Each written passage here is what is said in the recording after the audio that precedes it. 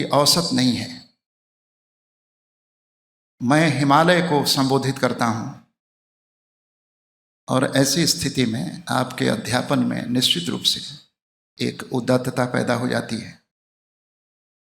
लोग नहीं देख पाते, विद्यार्थी नहीं देख पाते कि मैं वास्तव में किसको पढ़ा रहा हूँ। दरअसल मैं विकास को ही पढ़ा रहा होता हूँ और लोगों को लगता है कि ये तो मुझे पढ़ा रहे हैं। तो इस अर्थ में विकास का होना मेरे लिए बहुत महत्वपूर्ण है।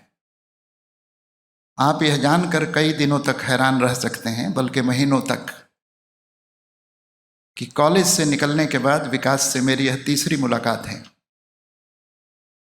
यानी 28 वर्षों में केवल 3 मुलाकातें, जिसमें आज की मुलाकात भी शामिल है। तो 2 मुलाकातें केवल हैं, एक पुस्तक मेले में और एक भारतीय संसद के सेंट्रल हॉल में। वहाँ भी इसने शब्द अच्छा नहीं है, इसलिए मैं आदर सूचक ही यहाँ कहूँगा। इन्होंने कहा कि सर मैं आपको सुनने आया हूँ। तो इस दृष्टि से आज का दिन एक तरह से दिल्ली के स्तर पर कुंभ जैसा है।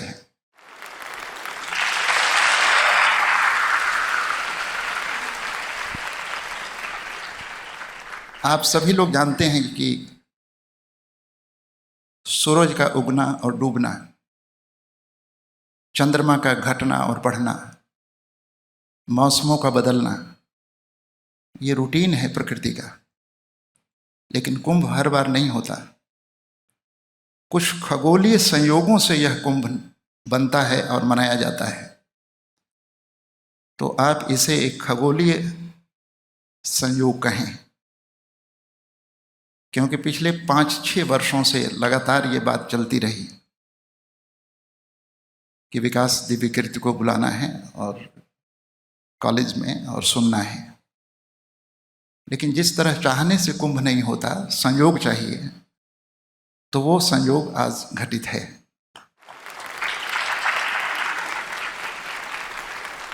मैं चाहता हूं और मैं जानता भी हूं कि आप लोग विकास को सुनना चाहते हैं।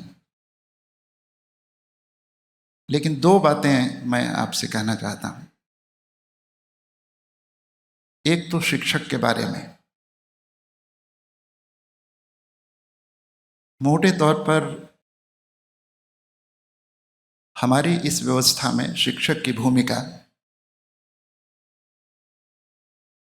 हमारे कई साथी बैठे हैं और मैं दरख्वास्त करता हूं, उम्मीद करता हूं कि वो बुरा नहीं मानेंगे।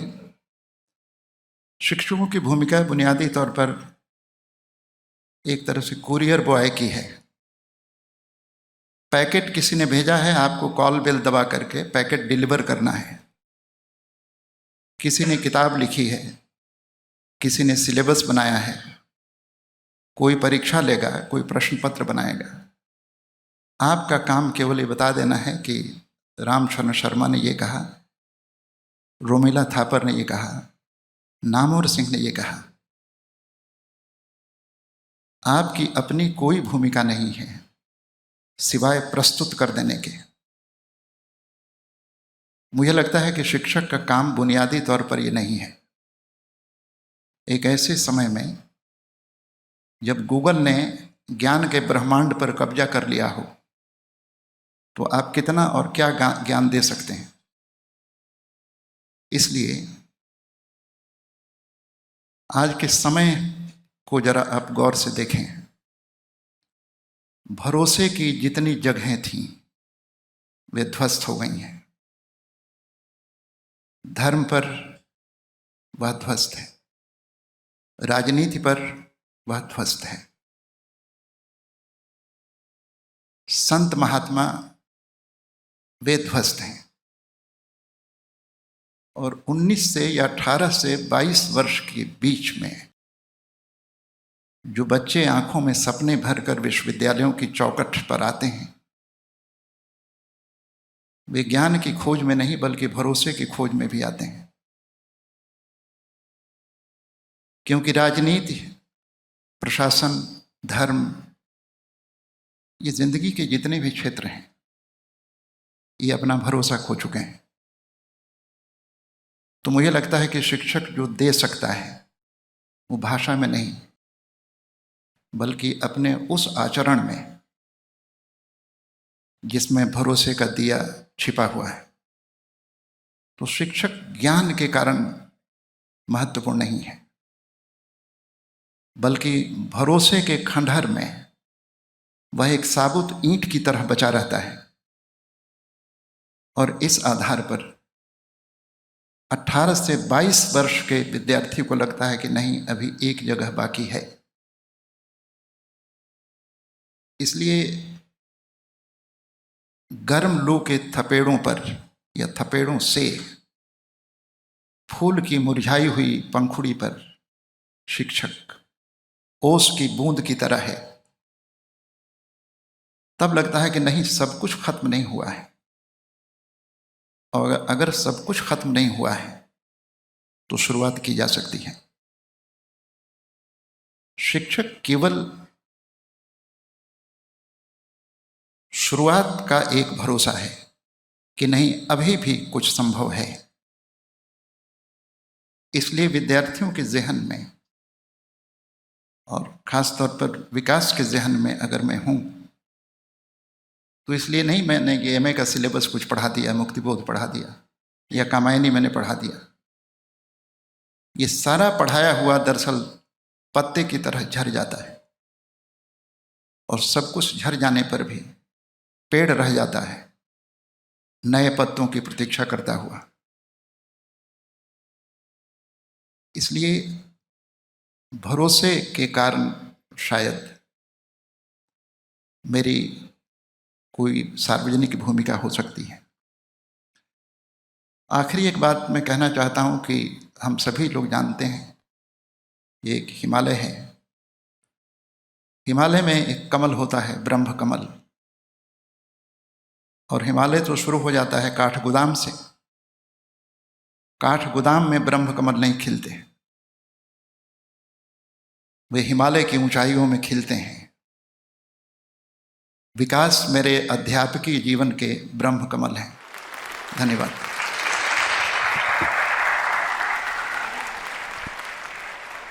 विराट क्षितिज के समान फैले सर के शैक्षणिक करियर में न जाने कितने ही विद्यार्थी तारों की तरह टांके हुए हैं। और इसी पर मुझे मीर का एक शेर याद आता है, शागिर्द हैं हम मीर से उस्ताद के रासिक, उस्तादों का उस्ताद है उस्ताद हमारा।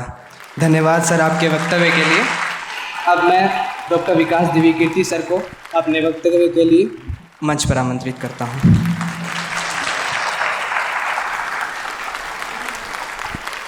सबसे पहले हिंदू कॉलेज के उन सभी व्यक्तियों को धन्यवाद जिन्होंने मुझे बुलाया। ऐसी अफवाह मंच पर फैली हुई है कि मुझे 5-6 साल से बहुत बुलाया जा रहा था और मुझसे मिलना बड़ा मुश्किल काम है, मुझे बुलाना बड़ा मुश्किल काम है, लेकिन दरअसल ऐसा था नहीं। ये ज़रूर है कि मैं बहुत संकोची हूँ व्यक्तिगत जीवन में, और जैसे मुझे कोई बुलाता है मैं सोचता हूँ कि कैसे मैं मना करूँ, कैसे कोई ठोस वजह बताऊँ कि मुझे ना जाना पड़े, और बता भी देता हूँ, आमतौर पे बच जाता हूँ। पर जो बातें हमारी टीम को एकदम स्पष्ट हैं, उनमें से एक बात यह है कि जो 2 कॉलेज मेरे दिल्ली विश्वविद्यालय में हैं, एक जाकिर हुसैन कॉलेज और एक हिंदू कॉलेज, यहाँ से जब भी निमंत्रण आएगा मैं मना नहीं करूँगा। तो पिछले साल सच में कोशिश हुई, इसी सोसाइटी के जो अध्यक्ष थे आदित्य तोमर उनका नाम था, वो मिलने भी आए, मैं भी मिला। अच्छा, वाग्मी से थे। हाँ 2 सोसाइटीज़ वाग्मी और बुनियाद से लगातार ये प्रक्रिया चल रही थी। तो पिछले साल कुछ ऐसा हुआ कि जब वो चाह रहे थे तब मैं दिल्ली में नहीं था, देश में नहीं था। जब मैं यहाँ था तो शायद यहाँ कोई तिथि बन नहीं पाई थी। इतनी सी बात थी, ऐसा नहीं था कि मतलब मैं उपलब्ध नहीं हूँ। मैं आप सबके सामने खुल के कह रहा हूँ कि हिंदू कॉलेज के लिए मैं हमेशा उपलब्ध हूँ। तो और हिंदू कॉलेज में आना, हिंदू कॉलेज का एहसान मुझ पे है, न कि मेरा कोई एहसान है यहाँ आने पर। इसलिए मैं लगभग 30 साल के बाद इस कॉलेज में आया हूँ। 1 साल मैं यहाँ पढ़ा हूँ, 1994 से 1995 एमए फाइनल में। उस समय डॉक्टर हरीश नवल यहाँ के एचओडी थे। मुझे थोड़ी सी खांसी की दिक्कत है, बीच बीच में आपको कर्कश आवाज़ें सुनने को मिलेंगी। उसके पहले मैं जाकिर हुसैन कॉलेज में 3 साल ग्रेजुएशन कर रहा था, हिस्ट्री ऑनर्स मैंने किया था। फिर एमए हिंदी साहित्य लेने का फैसला हुआ तो जाकिर हुसैन इवनिंग पूरे विश्वविद्यालय में एक ही जगह एडमिशन हो पाया, क्योंकि ग्रेजुएशन में मेरे पास हिंदी साहित्य नहीं था। वहाँ मैंने 1 साल पढ़ाई की। प्रोफेसर सुधीश पचौरी बहुत प्रसिद्ध अध्यापक है, वो वहाँ थे। प्रोफेसर कमल किशोर गोयनका वो वहाँ थे। फिर 1 साल के बाद मैंने, इसलिए कि एक तो मैं रहता था इसी कैंपस में, हिंदू कॉलेज पास भी था, इसलिए भी कि हिंदू कॉलेज की ख्याति थी हिंदी विभाग में कि सबसे अच्छा अध्यापन अगर होता है तो वहीं होता है। माइग्रेशन लेके आया था। हरीश नवल सर ने मुझे 1-2 डिबेट्स में सुना था, तो वो मुझे पसंद करते थे। मैंने उनसे आग्रह किया तो उन्होंने पूरी मदद की। तब तक मुझे सर के बारे में अंदाजा नहीं था। क्लासेस करने में मेरी रुचि बहुत कम थी, बहुत ही कम। अब क्योंकि मुझे इलेक्शन या कोई सरकारी नौकरी नहीं करनी है, तो मैं बिना बात के झूठ क्यों बोलूं। मैंने 3 साल की ग्रेजुएशन में कुल 3 क्लासेस की थी,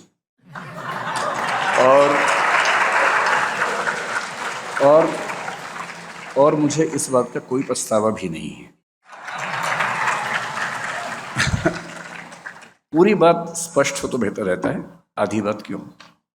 कोई पछतावा नहीं। मैंने 3 क्लासेस की थी। मैंने पूरा मौका दिया था टीचर्स को कि वो मुझे रोक सके, पर वो नहीं रोक पाए। तो मैं मानता हूं कि वो विफल हुए। ये मैं मजाक में कह रहा हूं, इसको अहंकार मत समझिएगा, है ना, मैं मजाक में कह रहा हूं। एमए प्रीवियस में मैं जिस कॉलेज में था वहाँ बहुत बड़े बड़े अध्यापक थे, मैंने जैसे नाम बताया आपको। देश भर में उनकी ख्याति थी। मैं उनसे मिलता भी था, पर क्लास में कभी नहीं गया, क्योंकि मुझे क्लास के नाम से ही अरुचि थी। क्लास के 40, 45, 50 मिनट मुझे लगता था कि कैसे ये समय बीते। फिर मैं फाइनल में आया। मैंने एमए के दौरान विश्वविद्यालय में शायद 5-7 क्लासेस की होंगी। उनमें से एक क्लास मुझे अच्छी लगी। अभी सर का जिक्र नहीं आया, वो उसके बाद आएगा। 5-7 क्लासेस मैंने विश्वविद्यालय में की, अलग अलग अध्यापकों की, प्रसिद्ध अध्यापक थे उनकी क्लासेस की, सब कुछ किया। एक क्लास अच्छी लगी, और वो क्लास विश्वविद्यालय में नहीं, हिंदू कॉलेज में हुई थी। हिंदू कॉलेज में क्लासरूम में नहीं, बगीचे में हुई थी बाहर। मेरे ख्याल से अभी बगीचा होगा ही सामने की तरफ, है ना। हमारे एक अध्यापक थे, सर के मित्र भी थे, उनका नाम था प्रोफेसर दीपक सिन्हा। वो और सर मेरे ख्याल से लगभग एक ही बैच के रहे होंगे, आसपास रहे होंगे।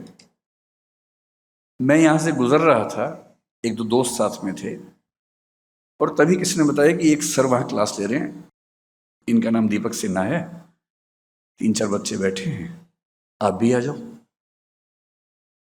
तो स्वाभाविक अरुचि के चलते मैंने कहा नहीं, क्या करूँगा क्लास करके। तो दोस्त 2-3 से बोले यार थोड़ी देर बैठ जाओ, फिर चलेंगे घूमने के लिए। तो मैं इसलिए बैठ गया कि ठीक है, फिर घूमने जाएंगे। लेकिन उस आधे पौने घंटे में, 1 घंटे में, रघुवीर सहाय एक कवि हैं, हिंदी के पाठ्यक्रम में थे, उन्होंने उनके बारे में पढ़ाया, कविता पढ़ाई। और तब मुझे पहली बार लगा कि अच्छा, कविताओं को ऐसे भी पढ़ाया जा सकता है। तो मेरे मन में पहली बार एक अध्यापक को लेकर बड़ा सम्मान का भाव आया कि हाँ, इनसे सीखना चाहिए। पर दुर्भाग्य, ये 1995 की बात है। मेरा एमए हो चुका था उस समय, मतलब मैं फाइनल ईयर में था। कुछ दिन के बाद मेरा एमए हो गया। देखिए, पढ़ना और नंबर लाना, ये दो एकदम अलग विधाएं हैं, इनमें कोई लिंक आपस में नहीं। मैं दिल्ली विश्वविद्यालय का सेकंड टॉपर था एमए में, 65% अंक थे। एमए फाइनल में ही यूजीसी का एग्जाम देके नेट जेआरएफ कर चुका था, मैं फेलो था, हिंदी साहित्य से ही था। उसके बाद भी सच कहूं तो मुझे हिंदी साहित्य समझ नहीं आता था, तथ्य पता थे, कोई बात करेगा तो मैं उसे जवाब दे दूंगा, एक आध घंटा बोलना होगा तो बोल भी दूंगा, पर कोई विषय उसकी समझ क्या होती है ये समझ नहीं थी। हिंदू कॉलेज में जब आया तो मुझे यह 3 उपलब्धियां हुई। सबसे पहली उपलब्धि ये हुई कि जो अब मेरी पत्नी है वो यहाँ पढ़ती थी, तो उस समय वो भी यहाँ थी, मुझसे 1 साल जूनियर थी। हम लोग पहली बार मिले तो कॉलेज के बाहर थे, तब नहीं पता था कि हम एक ही कॉलेज में पढ़ते हैं। क्लास में भी नहीं जाता था, वो भी नहीं जाती थी, तो कॉलेज से फिर लिंक थोड़ा कम था। हालांकि ये सर की क्लास करती थी तो वहीं से लिंक बना। दूसरा, इनके एक बड़े अच्छे मित्र जो बैठे हैं सामने, प्रमोद द्विवेदी, ये अब दिल्ली विश्वविद्यालय में एसोसिएट प्रोफेसर हैं श्यामलाल कॉलेज में। तो तरुणा जो मेरी पत्नी है और प्रमोद ये बैचमेट से इसी कॉलेज में थे, तो इनके थ्रू प्रमोद से मिलना हुआ।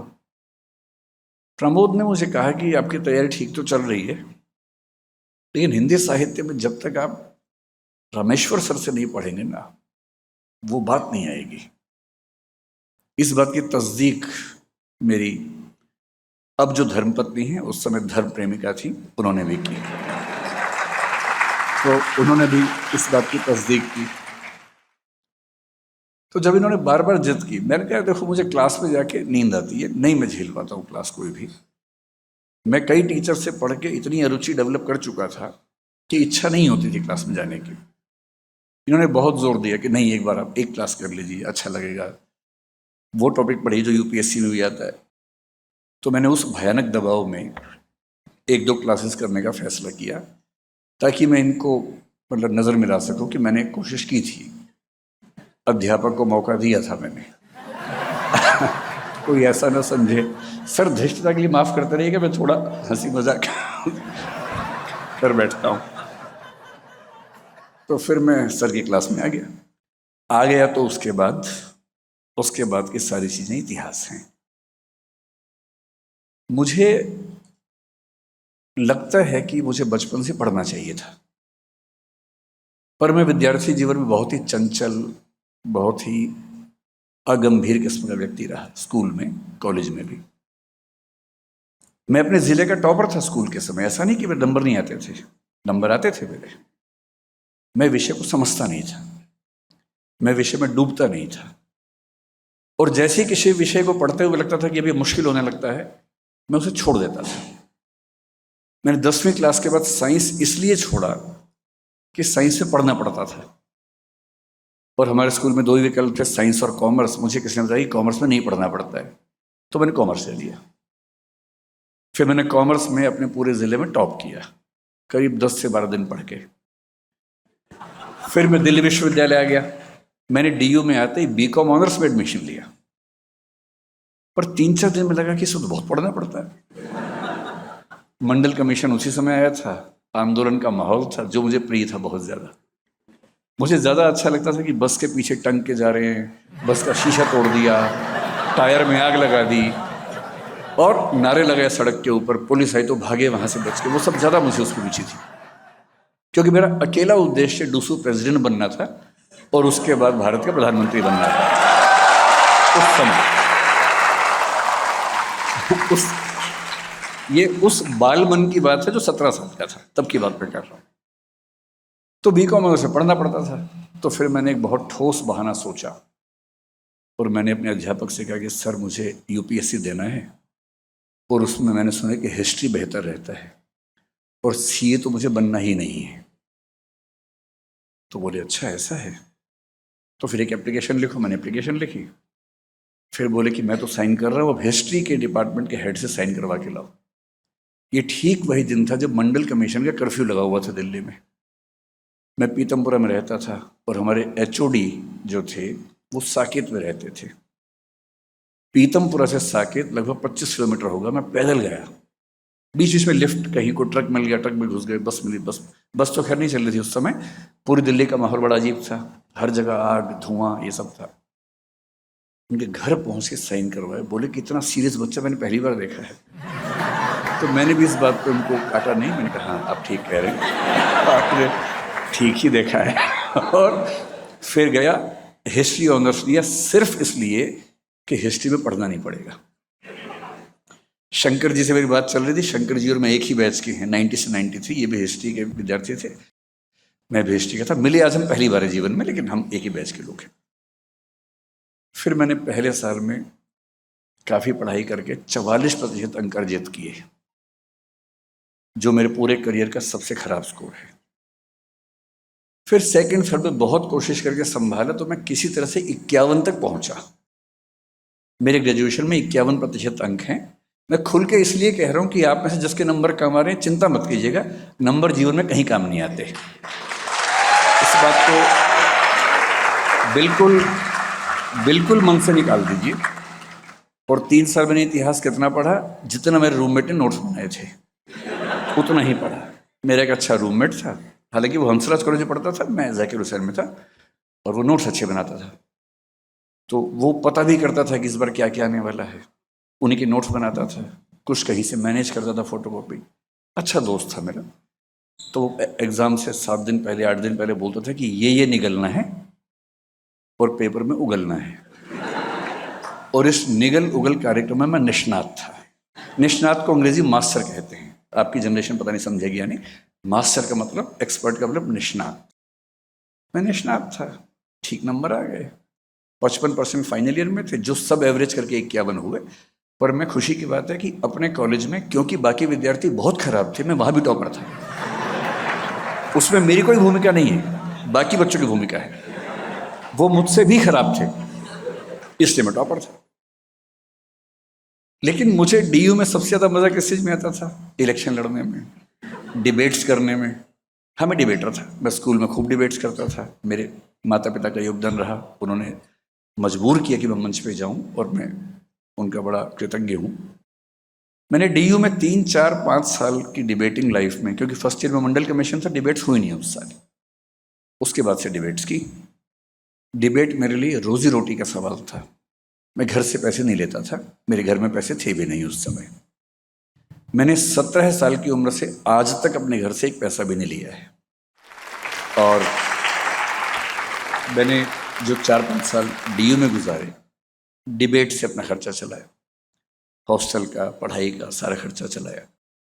ये मंच भी मुझे याद है कि मैंने यहाँ भी डिबेट जीती हुई है, इसी मंच पर जीती हुई है। और DU में लगभग हर कॉलेज में एक आध डिबेट मैंने जीती होगी, क्योंकि उसकी संख्या कुल मिला के 300-400 से कम नहीं थी 4-5 साल के डिबेटिंग करियर में।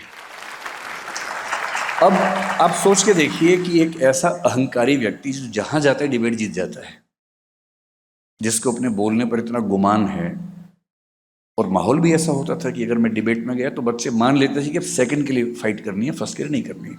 ऐसा माहौल, और मुझे इसका अहंकार, गुरूर। ऊपर से MA करते करते UGC JRF हो गया था। भारत सरकार ने मान लिया था कि मैं विद्वान आदमी हूं। तो विद्वता का अहंकार गजब भरा हुआ था मेरे अंदर। पहला अटेम्प्ट 96 में देना था, मैं 21 साढ़े 21 साल का हुआ ही था उस समय। हॉस्टल में मजाक चलते थे हमारे दोस्तों के बीच में कि कोई अगर बहुत सीरियसली पढ़ रहा हो तो हम बोलते थे कि और ठीक से पढ़ो, सेकंड रैंक लाना है तुम्हें, क्योंकि फर्स्ट तो तय है, सेकंड ही तो मैक्सिमम अवेलेबल रैंक है, फर्स्ट तो है ही हमारा, उसमें कोई बात ही नहीं होनी। ऐसा अहंकारी व्यक्ति 2 व्यक्तियों के दबाव में एक क्लास में घुसा है। आप पूरा सीन समझ पा रहे होंगे। मैं इस भाव से घुसा हूं कि मुझे क्या पढ़ाएंगे। JRF होल्डर हूं, यूनिवर्सिटी का सेकंड रैंक होल्डर हूं, 65% नंबर मेरे MA में थे, कोई मजाक है। लेकिन मुझे एक क्लास होते तो समझ में आ गया कि चुप ही रहना ठीक है, सुनना ठीक है।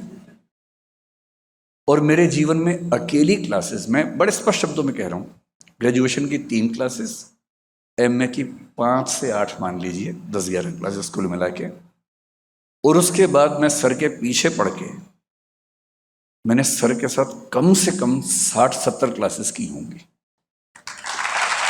जिद करके। और जब तक मैंने सर से पूरा सिलेबस नहीं पढ़ लिया तब तक मैं बेचैन रहा। कभी कभी सर के घर पहुंच जाता था, रोहिणी में सर रहते थे, कि अगर सर यहाँ नहीं पढ़ाएंगे तो हमें तो शर्म किस बात की आनी है, घर पहुंच गए। हमें क्या पता कि सर मैडम बच्चा उनका पर्सनल टाइम भी हो सकता है कुछ, हमें क्या मतलब उस बात से भाई, हमें IAS बनना है, हम जगत गुरु हैं, हमको तो कैसे कोई टाइम नहीं देगा। तो हम तो बेशर्मी से सर के घर में घुस जाते थे कि सर पढ़ाइए कुछ भी करके, क्योंकि एग्जाम आने वाला है, हम तो बताइए हिंदी आलोचना, हिंदी उपन्यास का इतिहास बताइए पूरा। असाध्य बिना उस समय नहीं थी, राम की शक्ति पूजा समझाइए, सरोस्मृति बताइए, अंधेरे में कविता समझाइए। और उन 3 महीनों में जो हुआ, अब मैं उसका थोड़ा सा आपको डिस्क्रिप्शन देना चाहता हूँ।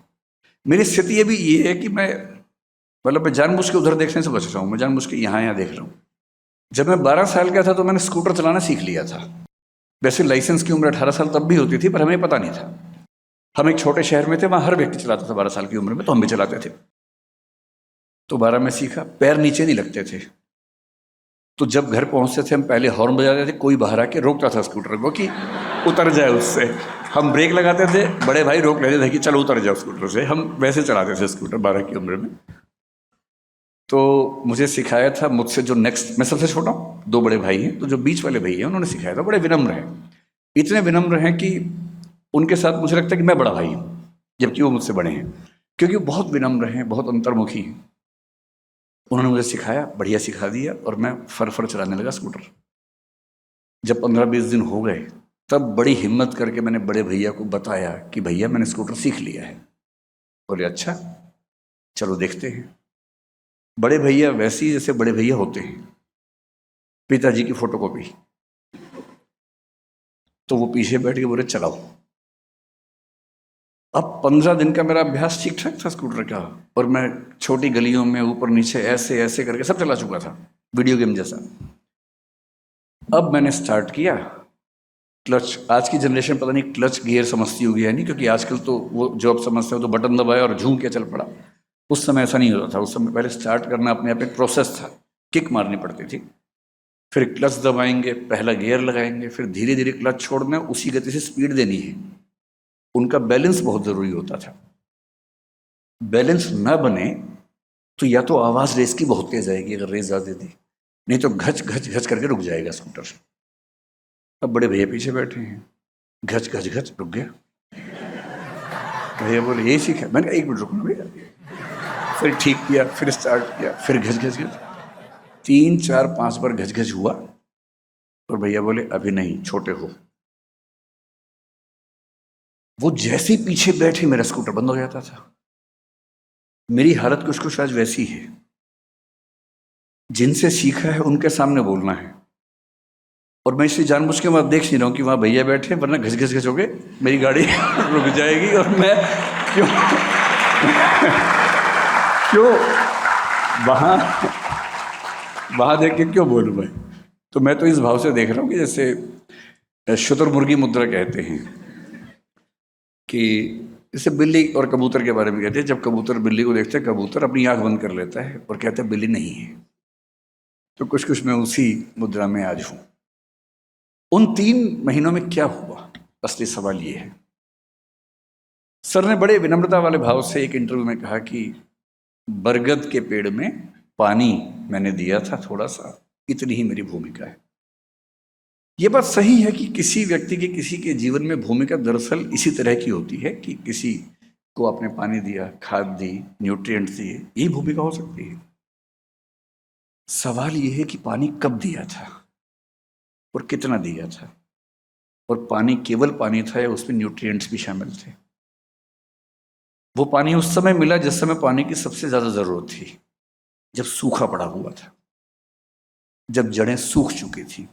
सूख क्या गई थी, गीली हुई ही नहीं थी कभी।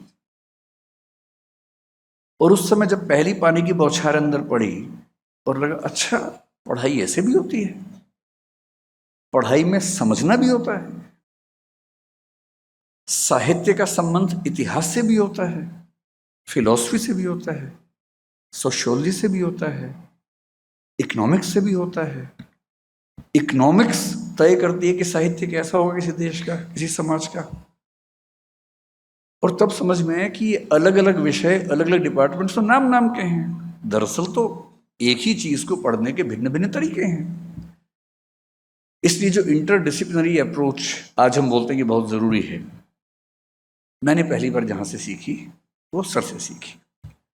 और सर कोई भी विषय पढ़ाते थे तो लगता था कि जैसे चक्षु खुल गए, कि नई कविता या छायावाद। और मैं उस समय लिखने की स्पीड मेरी ऐसी थी कि मैंने सर का एक एक वाक्य लिखा हुआ है, आज तक रखा हुआ रजिस्टर मेरे पास। यहां तक कि सर ने बीच में छींका भी तो मैंने वो भी लिख दिया कि छींक यहाँ पर आई है, कि शायद कोई खास वजह से आई हूँ यहाँ पर, भाई बाद में रिवीजन में आसानी रहेगी। मजाक भी किया, साइड में मजाक भी लिख लिया कि ये मजाक को कोई लिंक होगा इसके साथ, वो मजाक भी याद रहना चाहिए। कई साल तक मैंने वो विषय पढ़ा, वो रजिस्टर्स पढ़े, JRF वगैरह सब होने के बाद पहली बार मुझे साहित्य समझ में आया। अब सीधा योगदान मैं कहूं तो मेरा पहले अटेम्प्ट में सिविल सेवा में सिलेक्शन हो गया। लेकिन ये तो एक मोटा कथन है ना कि सिलेक्शन हो गया। इसमें सूक्ष्म कथन ये है कि 2 वैकल्पिक विषय होते थे मेरे पास, हिंदी साहित्य था और समाजशास्त्र था। दोनों का 600 नंबर का पेपर था। अगर मैं ये कहूं कि मेरा उन दोनों विषयों से सिलेक्शन हो गया तो ये अधूरी बात है, जब तक मैं ये ना बताऊं कि समाजशास्त्र में 600 में से 247 नंबर थे और हिंदी साहित्य में 600 में से 343 नंबर थे। और इस अंतर की एकमात्र वजह ये थी कि मैंने सर की क्लास में पढ़ाई की थी। इससे मैं कैसे कह दूं कि कोई योगदान नहीं है, या बरगद में केवल पानी का योगदान है। उस पानी में कितना पोटेशियम था, कितना मैग्नीशियम था, कितना नाइट्रोजन था या नाइट्रेट था, ये भी तो देखना पड़ेगा।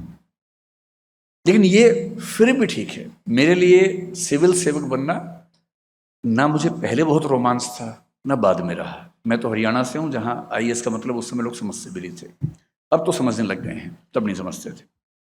तब बोलते थे कि अरे ना पटवारी बनते तो अच्छा रहता, वो ऐसा भाव रहता था। तो मुझे नौकरी से लगाव भी नहीं था, मैंने फिर नौकरी छोड़ भी दी, पढ़ने पढ़ाने की इच्छा हुई। जो असली योगदान है वो दूसरा है। ये तो छोटी बात थी, नंबर आ गए, नोट्स मैंने पढ़ लिए, याद कर लिया, लिख दिया, नंबर आए, बड़ी बात है। एक अच्छी नौकरी मिली, उसका सम्मान आज तक मुझे हर जगह मिल जाता है कि सिविल सर्वेंट रहे हैं, जैसे पता नहीं क्या बात हो गई, लेकिन सम्मान मिल जाता है। उसके बाद मेरे अंदर एक भूख पैदा हुई। जो व्यक्ति विश्वविद्यालय में केवल इलेक्शन लड़ने के लिए आया हो, उसकी इलेक्शन से अरुचि हो गई। जिसका पर्पस रहा हो कि डूसू प्रेसिडेंट, उसके बाद दिल्ली का CM, फिर भारत का PM बनना है, उसको पार्षद, विधायक और सांसद होने से अरुचि पैदा हो गई। और रुचि किसी से पैदा हो गई? पढ़ने से। अब मुझसे लोग पूछते थे जीवन में क्या करना चाहते हो? पढ़ना चाहता हूं। मैंने UPSC में 2-3 विषय सिर्फ इसलिए बदले कि इसी बहाने इसे पढ़ लूंगा। हालांकि ऐसा करने से मेरी सफलता और मुश्किल होती गई, पर चाहिए किसको थी? नहीं चाहिए थी। समाजशास्त्र पढ़ा, दिमाग खुल गया। फिलॉसफी पढ़ा, दिमाग खुला। पॉलिटिकल साइंस पढ़ा, बाद में LLB किया, लॉ किया, सब कुछ पढ़ने का मन किया। आज भी पढ़ता हूं।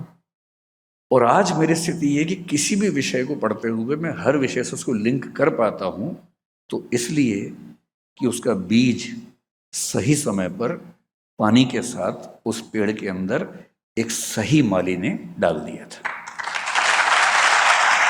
और ये तो संयोग की बात है कि मैं जिस जमाने में 40-45 का हुआ, उस जमाने में YouTube आ गया, और सर जिस जमाने में हुआ तब YouTube नहीं आया था। इतनी सी बात है। मुझे लोग ज्यादा जानने लग गए तो इसमें YouTube का योगदान है, मेरा नहीं। मैं भी एक बंद क्लासरूम में 25 साल से पढ़ा ही रहा था, कौन जानता था? कोई नहीं पूछता था। पर क्योंकि मैं निजी क्षेत्र में हूं तो वहां वीडियो बनाना आसान काम था। कॉलेज में ये संभव नहीं है, व्यावहारिक नहीं है। इसलिए कौन कितना प्रसिद्ध है ये तुक्के की बात है, संयोग की बात है। और प्रसिद्धि से कोई ये समझने लगे कि मैंने बहुत तीर चला दिया है, ऐसा घमंड अगर किसी को हो जाए, उससे बड़ा निपट मूर्ख कोई हो नहीं सकता है। और ये बात जिंदगी में कभी भूलना नहीं चाहिए कि मैं जो कुछ भी हूं कैसे बना। सर ने मुझे जो कवि सबसे गहराई से पढ़ा है वो कबीरदास थे, और कबीरदास आज तक मेरे प्रिय कवि हैं। मुझे पूरे हिंदी साहित्य में एक कवि चुनना हो, हालांकि दुविधा होती है कबीर तुलसी के बीच में मुझे, फिर मैंने एक कविता सुन ली, उन दोनों के बारे में तो और दुविधा होने लग गई। कैसे कहूं कि कविता मेरी खींचे नई लकीर, कैसे कहूं कि कविता मेरी खींचे नई लकीर, मेरे दो दो बाप हुए हैं तुलसी और कबीर।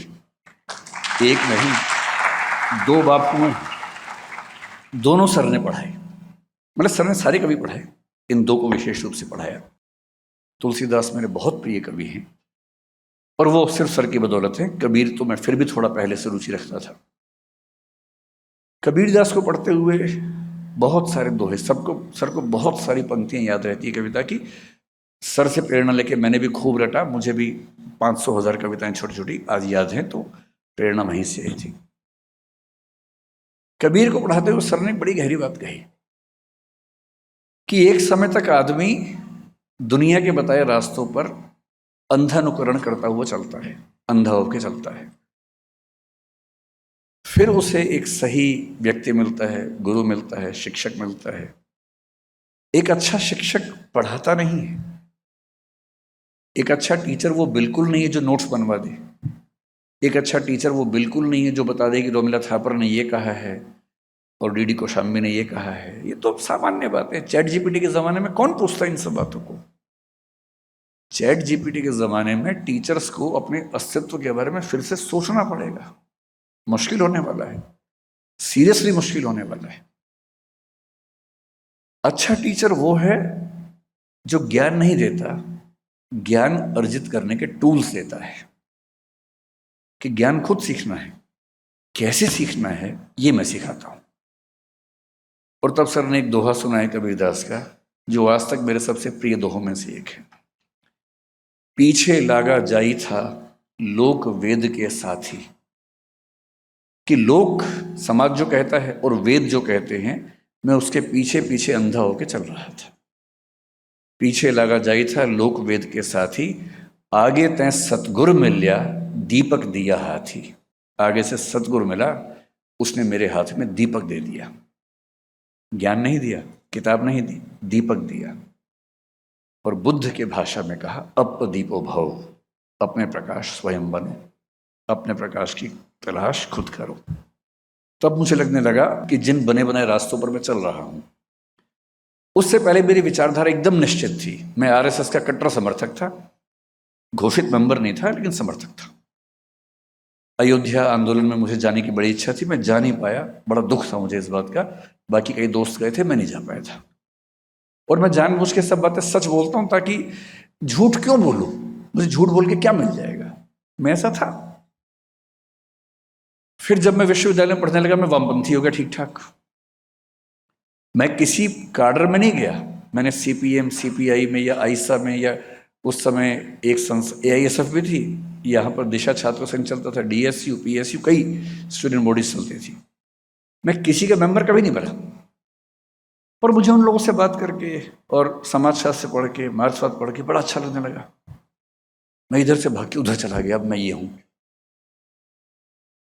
और जब मैं सर से मिला, मैं बहुत दुविधा में था कि वामपंथ ठीक है या दक्षिणपंथ ठीक है।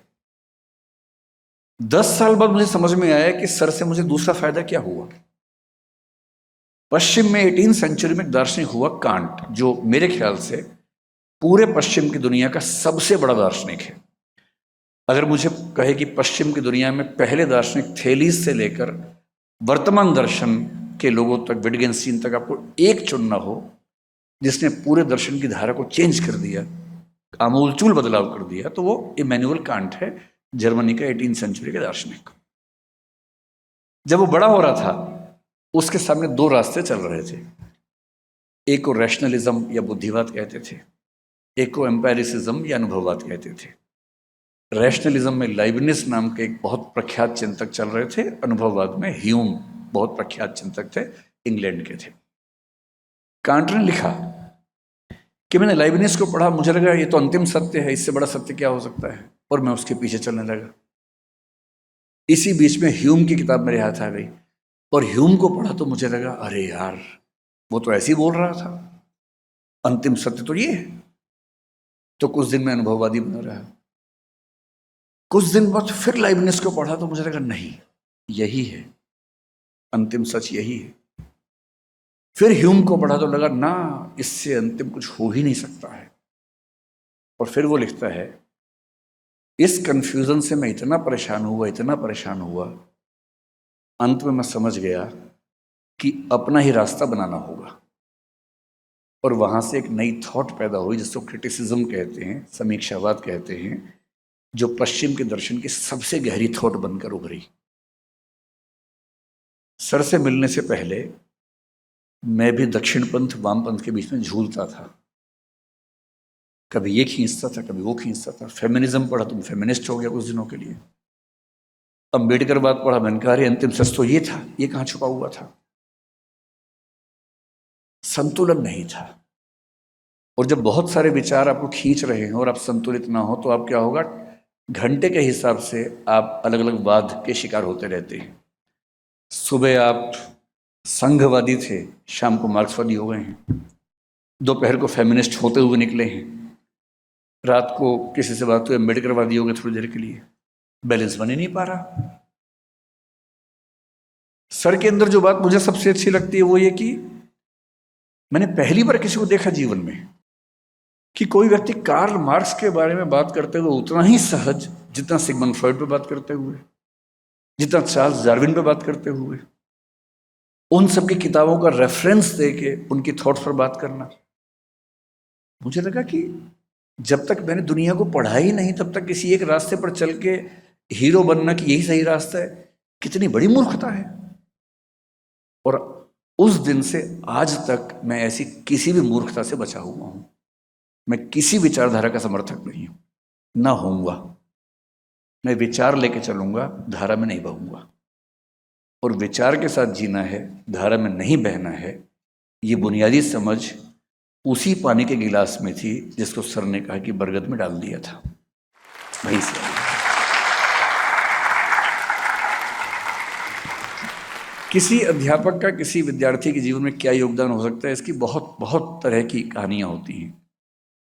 पश्चिम के विचारकों में घमंड थोड़ा ज्यादा नजर आता है, कुछ बड़े विनम्र भी हुए। सुकरात का शिष्य प्लेटो था, मैं तो वैसा बनना चाहता हूं। प्लेटो जैसा बौद्धिक तो मैं नहीं हूं, प्लेटो जैसा विनम्र बनना चाहता हूं। सुकरात ने प्लेटो को बहुत सिखाया, प्लेटो ने बहुत किताबें लिखी, और प्लेटो ने एक भी किताब में एक भी वाक्य अपना कह के नहीं लिखा, सारे वाक्य सुकरात के कह के लिखे, इस भाव से कि मैंने हल्का फुल्का जोड़ दिया होगा, मूल भाव तो वहीं से आया है, मेरा क्या है इसमें। और उस प्लेटो का शिष्य अरस्तु था।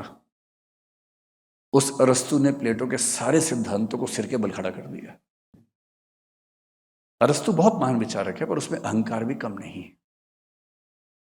उसने महिलाओं के बारे में इतनी उठपटांग बातें कही, दासों के बारे में इतना खराब खराब लिखा, पर बड़ा विचारक तो था ही। और इसलिए अरस्तु का विद्यार्थी कोई महान विचारक नहीं बना, सिकंदर बना। क्योंकि आक्रामक अध्यापक का विद्यार्थी आक्रामक ही हो सकता है। वो दुनिया को जीतने में लगा रहा, खुद को नहीं जीत पाया। डायोजनीज नाम का दार्शनिक एक बार सिकंदर से उसकी बात चल रही थी। डायोजनीज एकदम मस्त मौला जैसे सर है, कुछ मतलब नहीं दुनिया जहां से, जो बुनियादी जरूरतें हैं पूरी हो रही हैं, पर्याप्त है। डायोजनीज एक सिनिक फिलोसफर था, अमीर आदमी था, सब छोड़ के, बुद्ध की तरह सब छोड़ छाड़ के एक सड़क के पास रखे हुए एक टब के अंदर रहता था। सारी संपत्ति छोड़ के बैठ, उसके पास कुल संपत्ति क्या थी, पानी पीने का एक गिलास और एक आध कपड़ा जो वो पहनता था। एक दिन गिलास चोरी हो गया, तो लोगों ने कहा यार तुम्हारे तो गिलास भी चोरी हो गया। वो बोला यार मजा आ गया मुझे, कल तक मुझे नींद आते हुए ना परेशान रहता था गिलास कोई लेना जाए, अब चला गया, परेशानी ही नहीं हो रही। और रही बात पानी पीने की, जब मैं कल नदी पे गया गिलास भर रहा था तो पड़ोस में एक कुत्ता आया, वो सीधे पी रहा था, तो मैं भी सीधे पी लूंगा, क्यों गिलास ढोऊं बिना बात के। जब सिकंदर ने उसकी ख्याति सुनी, सिकंदर राजा था, तो सिकंदर उसके पास गया। वो आदमी आराम से लेटा हुआ धूप में, सिकंदर सामने आके खड़ा हुआ। सिकंदर बोला, मैं यूनान का राजा सिकंदर हूं। उसने यूं देखा, बोला, हाँ जानता हूं। बोले, मैं आपसे बहुत प्रभावित हूं डायोजनीस, क्या मैं तुम्हारे लिए कुछ कर सकता हूं? उसने कहा, हाँ, थोड़ा साइड में हो जाओ, धूप आ रही थी।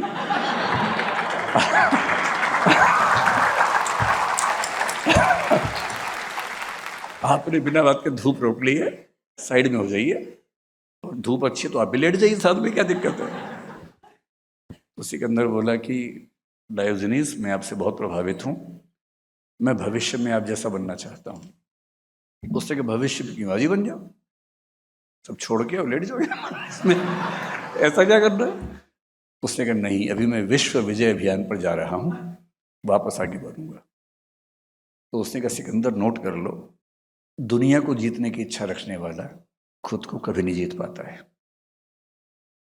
अगर दुनिया को जीतने की इच्छा से मुक्त हो जाओ तो यहां आना। और कहते हैं कि उसी ने कहा था, जिस दिन तुम मरोगे उस दिन समझोगे तुम जीवन भर निरर्थक चीजों में उलझे रहे थे। और कहने वाले कहते हैं कि जब सिकंदर मरा, उसके दोनों हाथ खाली थे, उसने उठा के दिखाए, जब मरा सिकंदर तो दोनों हाथ खाली थे। कविता की पंक्ति है।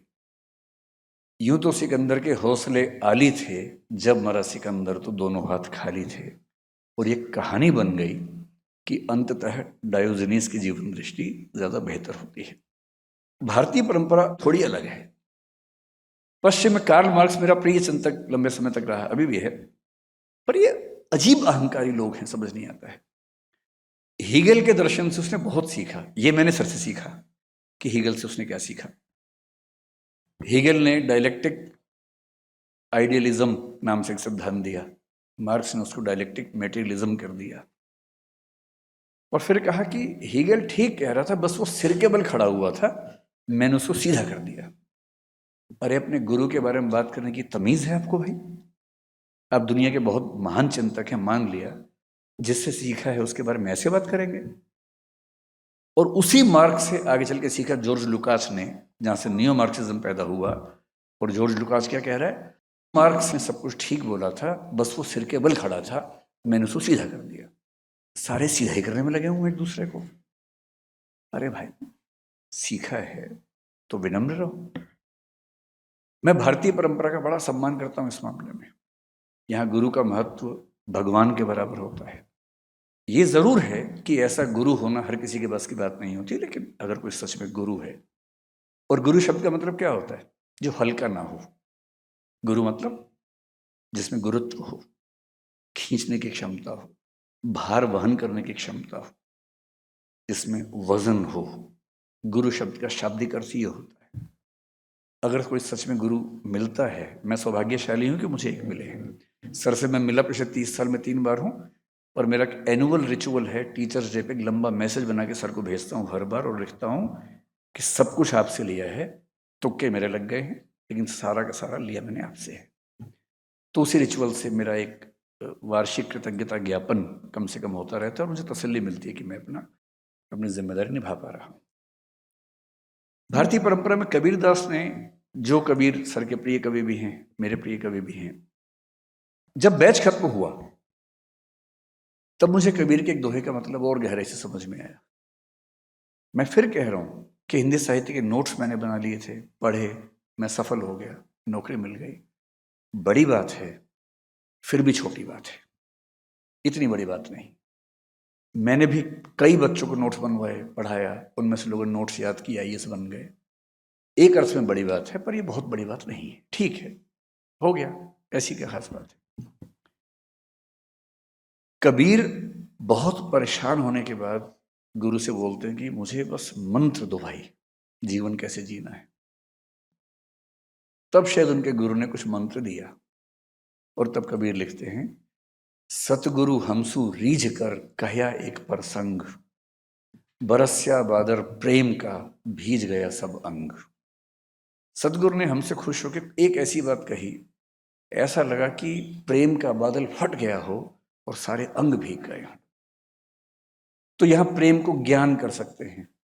सदगुरु हमसू रीच कर कहा एक प्रसंग, बरस्या बादल ज्ञान का, भीज गया सब अंग। और वो जो एक इंटरडिसिप्लिनरी अप्रोच, जिज्ञासा, हर विषय को समझने की अकुलाहट, वो सब चीज़ें जब मिली, और मैं सोचता हूँ कि मैं कैसे धन्यवाद करूँ। पहली बार मुझे मौका मिला कि मैं सबके सामने ये सब बातें बोल सकूं, वरना मैं अंतर्मुखी हूँ, सर मुझसे भी ज़्यादा अंतर्मुखी हैं। तो मैं सोचता हूँ कि अगर हम दोनों अकेले मिलें तो क्या होगा। हम 1 घंटा चुप बैठेंगे, फिर उठ के चले जाएंगे, क्योंकि मैं सर के सामने बोल नहीं सकता, सर वैसे ही काम बोलते हैं तो कैसे क्या बात होगी उसके बाद। तो तुलनाओं में कहना हो तो अध्यापक की भूमिका एक तो होती है रत्नावली जैसी, तुलसीदास के साथ जो हुआ था। तुलसीदास बहुत महान कवि हैं, लेकिन शुरू से नहीं थे, पत्नी के प्रेम में अंधे थे। पत्नी के प्रेम में अंधा होना बुरी बात है कि अच्छी बात है, पता नहीं आज का जमाना क्या सोचेगा, लेकिन वहां ऐसा माना गया कि थोड़ा ज्यादा अंधापन हो गया था। इतने अंधे हो गए थे कि पत्नी एक दिन बोली कि मायके जा रही हूं या भाई के जा रही हूं, मतलब भाई के घर जा रही हूं। अब इनकी बेचैनी का आलम ये कि मैं तो आज ही जाऊंगा, ससुराल चला जाऊंगा मिलने के लिए। रास्ते में नदी थी, उफनती हुई नदी, पुल टूट गया था बाढ़ से, कैसे जाएं। बेचैनी का आलम ये कि एक लाश तैर रही थी, उस पर चढ़ के पार करके पहुंच गए, लाश को नाव बना के पहुंच गए।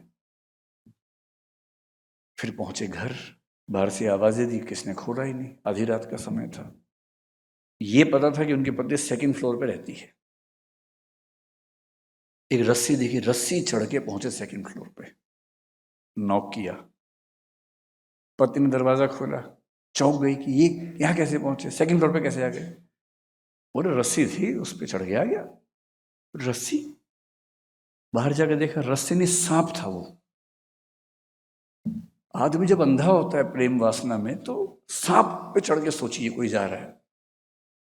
तब पति ने ऐसी फटकार लगाई, बोले जितनी आसक्ति मेरी देह से है, उसकी 1% भी राम से होती ना, तुम्हारा जीवन बेहतर हो गया होता। वहां से टर्निंग पॉइंट आता है, वो जाते हैं चित्रकूट, और उस चित्रकूट में रहना शुरू करते हैं, वहां रह के साधना करते हैं। तब राम और हनुमान से उनकी कहते हैं कि एक स्वप्न में मुलाकात होती है। वहां से रामचरितमानस पैदा होती है, हनुमान चालीसा पैदा होती है। अब रत्नावली से बाद में कोई पूछे आपका क्या योगदान है, वो कहे कि मैंने तो खाली डांटा था एक बार, या सर कह रहे खाली पानी डाला था थोड़ा सा। पर वो डांट कितनी क्रांतिकारी है। विद्योत्तमा न डांटती कालिदास को तो वो कभी कालिदास न बनता। एक मूर्ख किस प्रकार व्यक्ति बना रहता जीवन भर, विद्योत्तमा की डांट ने ही उसको कालिदास बनाया।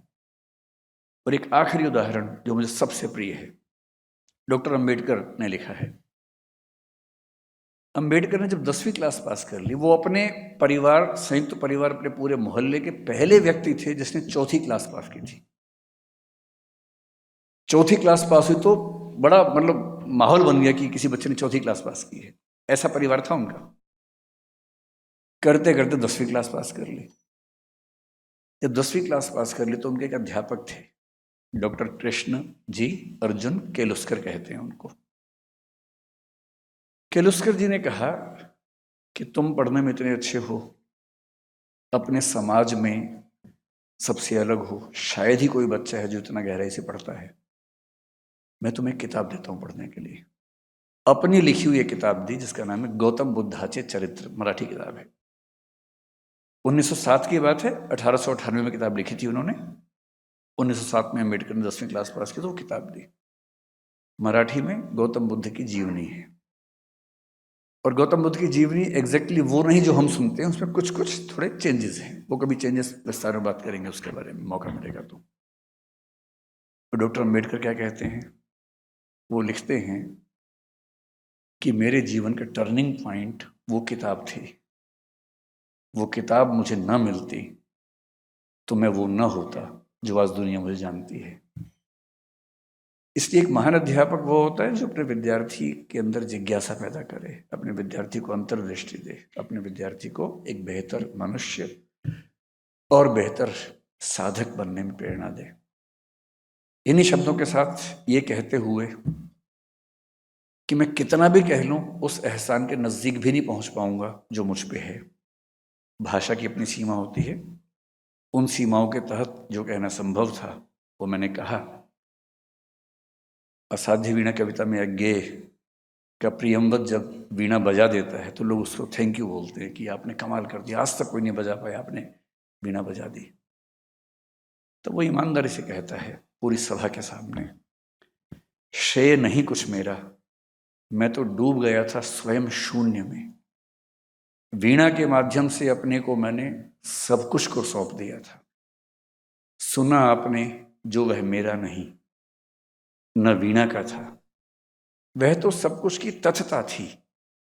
वह महाशून्य, वह महामौन,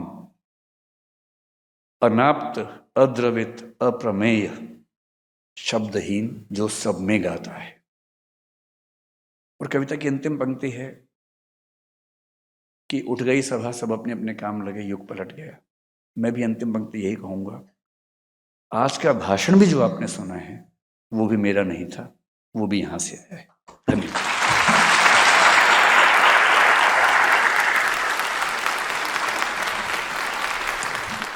विकास सर को एक बार मैंने कहते सुना था कि उन्होंने अपनी ही कविताएं जो उन्होंने लिखी थी उनको जब उन्होंने वापस पढ़ा तो उन्होंने अपनी कविताओं को या तो आग लगा दी या फिर उन्होंने उन्हें कूड़े में फेंक दिया।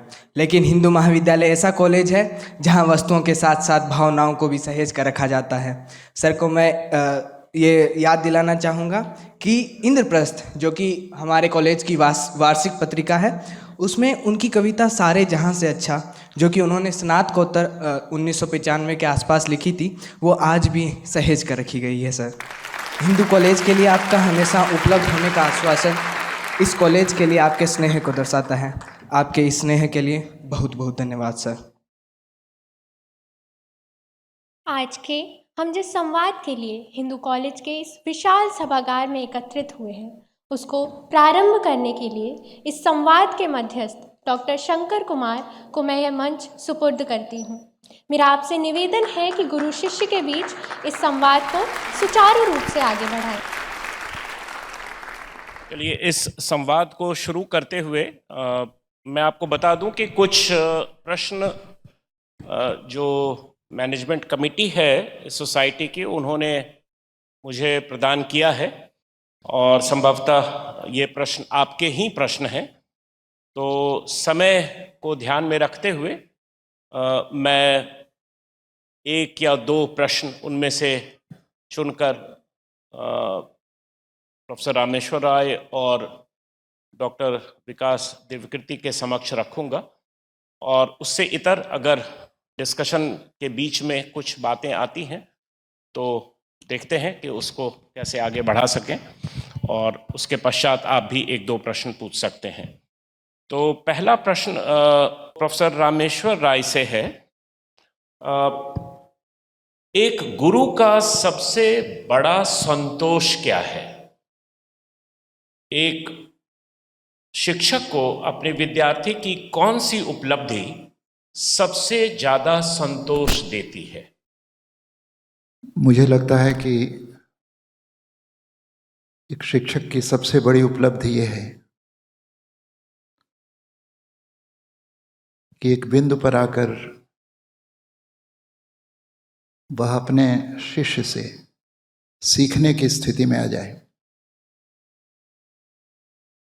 सिखाना शुरू करता है, निष्पत्ति सीखने से होती है। यूट्यूब की कृपा से और उन परिस्थितियों से जिनमें अब चीज़ें उपलब्ध हैं, तो विकास को मैंने बहुत सुना है और विकास को मैंने बहुत देखा है। और सुनते और देखते हुए मुझे लगता है कि अगर मैंने अध्यापन कर्म चुना तो उस अध्यापन कर्म की जो चरम निष्पत्ति है कि अपने ही विद्यार्थी से सीखने और जानने की अनंत दिशाएं मेरे सामने हैं, तो शिक्षक की उपलब्धि ये है कि वह अपने शिष्य से सीखने की स्थिति में आ जाए।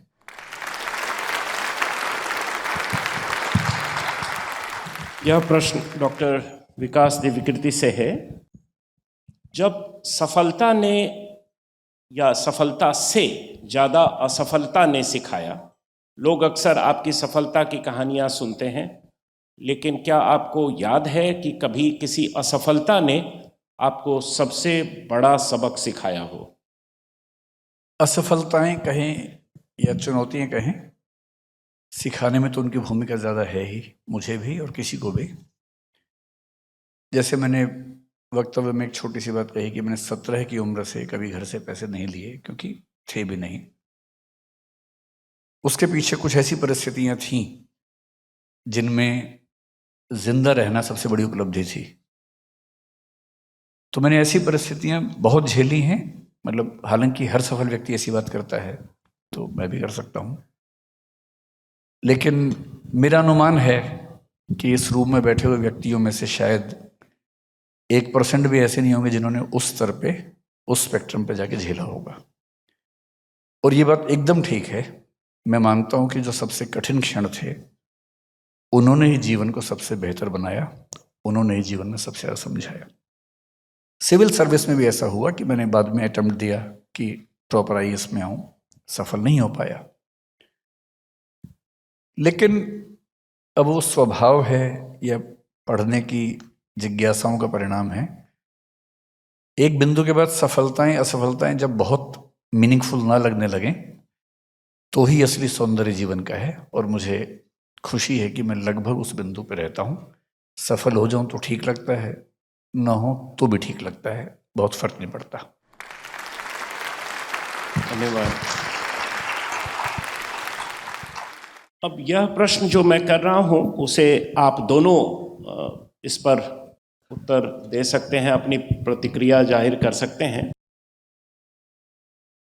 भाषा, या जिसे हम आर्ट्स कहते हैं, उसको पढ़ने और पढ़ाने की तासीर एक किस्म की होती है, जबकि सोशल साइंसेस को पढ़ने पढ़ाने की तासीर कुछ अलग है, क्योंकि उसमें ऑब्जेक्टिविटी के तरफ काफ़ी ज़्यादा झुकाव रहता है।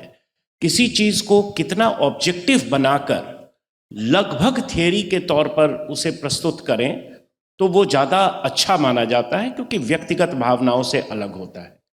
जबकि साहित्य में भावनाएं जो हैं, व्यक्तिगत भावनाएं जो हैं, वो काफ़ी महत्वपूर्ण होती हैं। तो डॉक्टर विकास देवकीर्ति सोशल साइंस से इनकी शुरुआत हुई अंडर ग्रेजुएट लेवल पर, और ये भाषा की तरफ गए। और प्रोफेसर रामेश्वर राय के बारे में उन्होंने खुद कहा कि इंटरडिसिप्लिनरी का पहला जो स्वाद है, इंटरडिसिप्लिनरी टीचिंग का पहला स्वाद उन्होंने चखाया। तो इसके ऊपर, इसमें क्या कभी आपको द्वंद्व जैसी स्थिति लगी, या आपको लगता है कि दोनों बिल्कुल पोलर अपोजिट्स हैं और उसको सम्मिश्रित कर कर कैसे प्रस्तुत किया जाए? अगर प्रस्तुत किया जाए वो इंटरेस्टिंग तो होगा, लेकिन रियलिस्टिक नहीं है। तो इस पर मैं प्रतिक्रिया जानना चाहूँगा आप दोनों का। भाषा को लेकर एक वहम तो मैं नहीं कहूँगा, लेकिन एक धारणा वैसी बनी हुई है कि भाषा एक अलग किस्म की चीज़ है।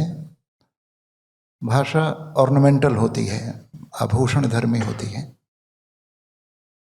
यानी भाषा अपनी बात को सजाकर कहने का उपकरण है। भाषा उपकरण नहीं है। दरअसल भाषा में ही आप सोचते हैं। सोशल साइंस में आपके पास सोचने के लिए कुछ नहीं है। सोशल साइंस में जो है वह उपलब्ध है, उस उपलब्धता को केवल प्रकट कर देना है। भाषा पढ़ाने वाले लोग, साहित्य पढ़ाने वाले लोगों के पास कुछ भी उपलब्ध नहीं है सिवाय एक चट्टान के। भाषा उस चट्टान को मूर्ति में बदलती है, लेकिन जो मूर्ति बनती है वो चट्टान की नहीं बल्कि उस मूर्तिकार की होती है जो उसकी चेतना में है।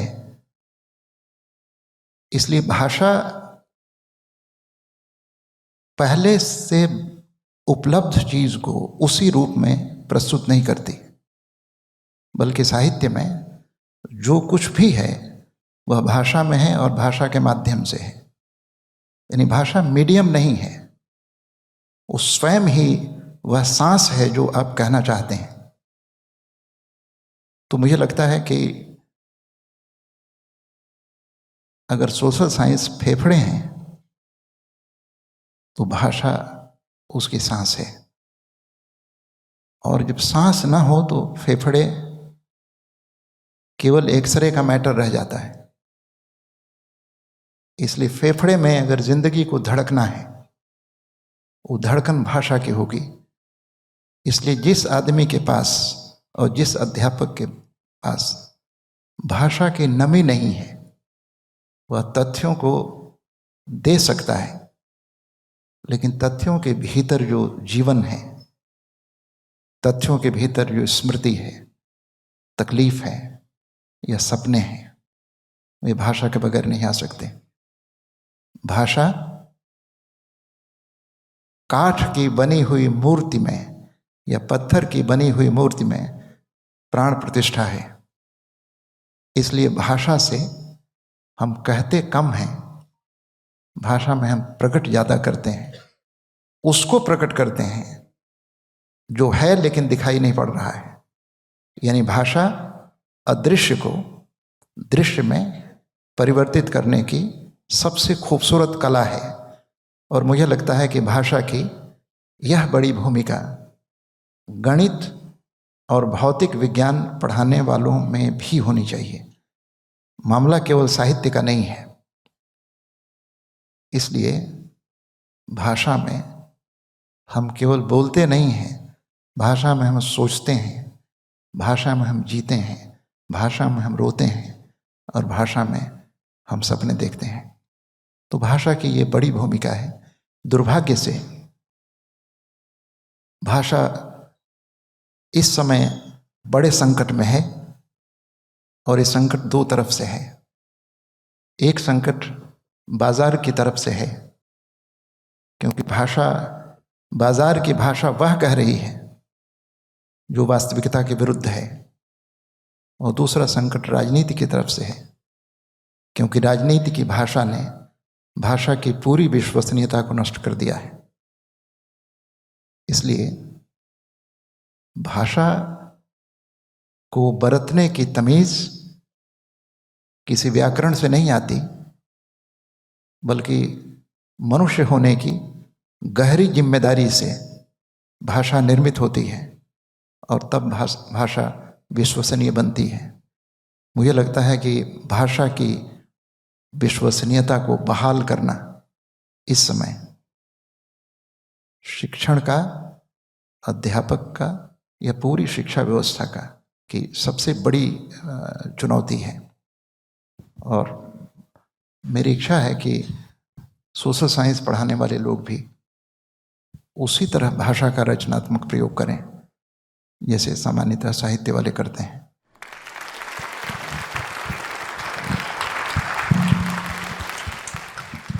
मेरे ख्याल से भी सोशल साइंसेस और भाषा को इतना बहुत अलग मान के चलने में दुविधा होती है।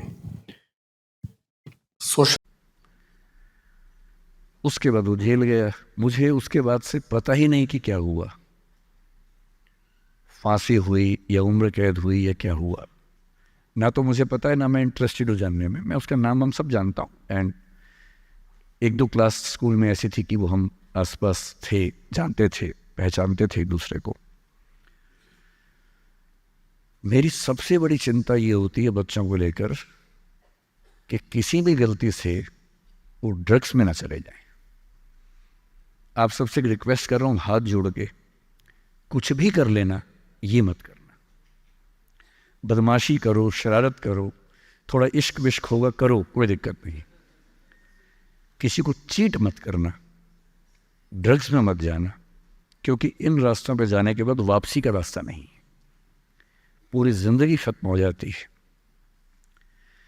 एक शायर ने कहा है, बस एक कदम गलत उठाता राह शौक में, राह शौक का मतलब शौक के रास्ते पर चल पड़े थे, बस एक कदम गलत उठाता राह शौक में, मंजिल तमाम उम्र मुझे ढूंढती रही। मेरी मंजिल जिंदगी भर मुझे ढूंढती रही, कहाँ चला गया? सिर्फ एक गलती हुई थी और उस एक गलती ने कहीं का नहीं छोड़ा। आपको लग रहा होगा कि ये तो पापा जैसा है, प्रीच कर रहा है हमें, पापा डोंट प्रीच वाला भाव मन में आ रहा होगा अपनों के, पर मेरा काम ही ये है, मैं क्या करूं?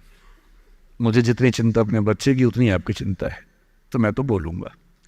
आप मानेंगे नहीं मानेंगे आपकी मर्जी है, लेकिन ईश्वर ना करे कुछ गलती हुई तो बाद में आप इस बात को याद ज़रूर करेंगे कि किसी ने समझाया था हाथ जोड़कर, और हम उसके बाद भी नहीं समझे थे। कुछ भी करना, उस रास्ते पर मत जाना। और इस रास्ते पर लोग क्यों जाते हैं? इसकी जो साइकोलॉजी में सबसे बड़ा रीज़न है, उसको पीयर ग्रुप प्रेशर कहते हैं। पीयर ग्रुप का मतलब है आपके दोस्तों का ग्रुप, गैंग, जिसको गैंग कहते हैं।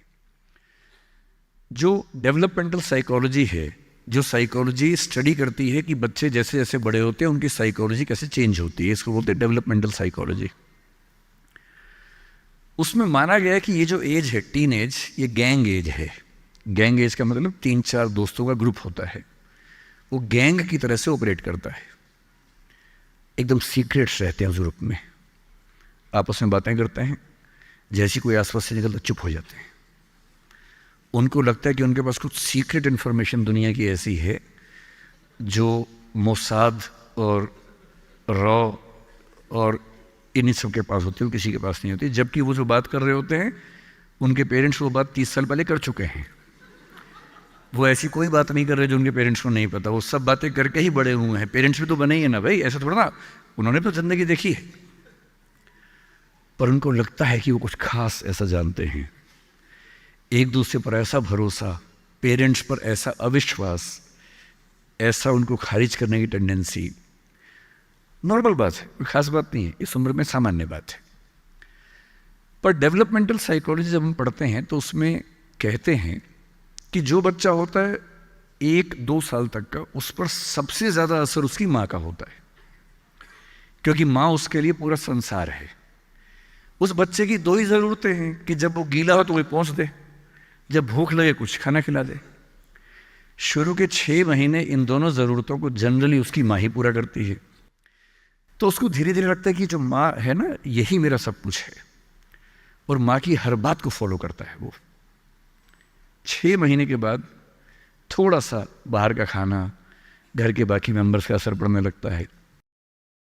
2 साल के बाद जब बच्चा पहली बार स्कूल जाता है, 2 या 3 साल के बाद, तो आप देखेंगे प्राइमरी स्कूल में टीचर्स आमतौर पे महिलाएं होती हैं, विमेन होती हैं, मेल्स नहीं होते हैं।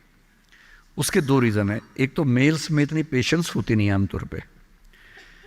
अपना ही बच्चा हो तो 2 मिनट के लिए चिकोटी काटना, प्यार करना ठीक है, 2 मिनट के बाद नहीं झेल पाते वो। और बच्चा अगर रोने लगे, उनके चश्मा उतार के मारे, थप्पड़ मार दे, मूंछ खींच ले, इरिटेट हो जाते हैं। 5 मिनट के बाद तो बच्चा पिटता ही पिटता है अपने बाप के हाथों। इसलिए बच्चे भी बाप के पास कम जाना पसंद करते हैं, जाते हैं 1-2 मिनट के लिए, फिर भागाते हैं वहाँ से। इनको पता है कि ये जो ब्रेक इवन होने वाला टाइम आ गया है, अब इस टाइम पे निकल जाना चाहिए। मदर्स में बायोलॉजिकली भी और कल्चरली, सोशली भी ये वैल्यू ज़्यादा डेवलप हो जाती है कि वो झेल लेती हैं उस बच्चे की परेशानियों को। बच्चे बहुत परेशान करते हैं। अगर आप मुझसे पूछें इस दुनिया में सबसे मुश्किल काम क्या है, सबसे मुश्किल है बच्चे को पालना। इससे मुश्किल कोई काम नहीं है। छठी का दूध याद दिला देते हैं बच्चे। बच्चे को पालने से मुश्किल दुनिया का कोई काम नहीं है, और वो काम जनरली हमारे घरों में मदर्स करती है, जिनका इतिहास में नाम नहीं लिखा जाता, जबकि सबसे महत्वपूर्ण काम घर के अंदर वो कर रही हैं। इस बात की बहुत वैल्यू है। कई जगह पेरेंट्स मतलब फादर्स भी कर रहे हैं कुछ हद तक, लेकिन जनरली दुनिया में ज़्यादा ये काम अभी तक महिलाओं के हाथ में जाता है। जब बच्चा स्कूल जाता है तो स्कूल जाने के बाद आप देखेंगे जो लेडी टीचर होती है, जिसको बच्चा प्यार से मैम कहता है, मैम, ऐसे बच्चे के लिए मैम दूसरा भगवान होता है मम्मी के बाद। कुछ समय के बाद भगवान नंबर 1 मैम हो जाती है, भगवान नंबर 2 मम्मी हो जाती है। और अगर मैम ने कुछ कहा है और मम्मी कह रही गलत है, तो बच्चा घूर के देखता है कि तुम बताओगी मुझे, वो भगवान है वो तो मेरी। तो बच्चे को मैम पे भगवान जैसा भरोसा होता है। फिर जब वो बड़ा होने लगता है, 10, 11, 12, 13 साल का, 13 किए जाते जाते बच्चों में जो बायोलॉजिकल चेंजेस होने शुरू होते हैं, बड़े परेशान होते हैं, पशुपेश में होते हैं कि ये क्या हमारे साथ हो रहा है, हमारी ज़िंदगी चेंज हो रही है। अचानक उनको ऐसा लगने लगता है। उस उम्र के जो हार्मोन्स हैं वो उनको पेरेंट्स से दूर करते हैं, क्योंकि उनको जिस तरह की आज़ादी चाहिए, पेरेंट जानते हैं कि ये उम्र सही नहीं है, तो पेरेंट्स रोकते हैं, समझाते हैं, फ़ोन का यूज़ कम करो, इंटरनेट कम करो, तुम्हारा दोस्त ठीक नहीं है, तुम्हारी कंपनी ठीक नहीं है, अच्छे दोस्त रखो, ये करो, वो सब करते हैं। उनकी मजबूरी है, उनको पता है कि ये उम्र फिसलने वाली है। और बच्चों को लगता है कि मैं जहाँ जहाँ आज़ादी चाहता हूँ, यही 2 लोग मेरे दुश्मन हैं, पता नहीं ये डिज़र्व नहीं करते मुझे, they don't deserve a child like me. फिर वो पेरेंट्स से झूठ बोलना, छिपाना, हर बच्चा उस उम्र में झूठ बोलना शुरू कर देता है। कुछ बहुत प्यारे मासूम बच्चों को छोड़ दूं मैं 1-2%, बाकी सब थोड़ा बहुत झूठ तो बोल लेते हैं। कुछ ज़्यादा शातिर हो जाते हैं, इतना खतरनाक झूठ बोलते हैं, लाई डिटेक्शन टेस्ट करवा लेंगे तो भी नहीं पकड़ में आएंगे, इतना अच्छा झूठ बोलने लग जाते हैं, क्योंकि उन्होंने सीख लिया दोस्तों से सब करके। और ये जो उम्र है 13 से 19, जो गैंग एज है, ये जो दोस्त हैं, इनका असर इतना ज़्यादा होता है। और आपकी पर्सनैलिटी कैसी है, हर गैंग में 4-5 लोग होते हैं, उनमें से एक मुखिया होता है, उनका गैंग का नेता होता है, जो थोड़ा सा एग्रेसिव है, डोमिनेटिंग है, असर्टिव है, वो फैसले करता है सबके लिए। आपने डिसीजन मेकिंग का सवाल पूछा, इसी पे सो समझेंगे। उसने कहा कि चलो सब फिल्म देख के आएंगे, तो बाकी 4 फॉलोवर्स होते हैं, वो चलते हैं, जी जी चलो चलो चलो चलो चलो। इन सबका सेल्फ रिस्पेक्ट का लेवल अलग अलग है। जो नेता है उसमें सेल्फ रिस्पेक्ट बहुत ज़्यादा है, इतनी ज़्यादा है कि वो दूसरों की सेल्फ रिस्पेक्ट की धज्जियाँ उड़ा देता है। वो ये मान के चलता है कि मैं राजा हूँ, जो मैं कहूँगा वही होगा। और जो बाकी 4 भेड़ बकरियाँ हैं, जिनमें कॉन्फिडेंस की कमी है, असर्टिव नहीं हैं, सबमिसिव हैं, दब्बू हैं, डरपोक हैं, वो बेचारे उसकी बात को फॉलो करते हैं। और ये जो 4 है ना, इन पे खतरा बहुत ज़्यादा है, क्योंकि जो नेता है वो पहले से बिगड़ा हुआ है, वो हैबिचुअल है कई चीज़ों का, और वो इन 4 को बोलता है आज हम सब ड्रग्स ट्राई करेंगे।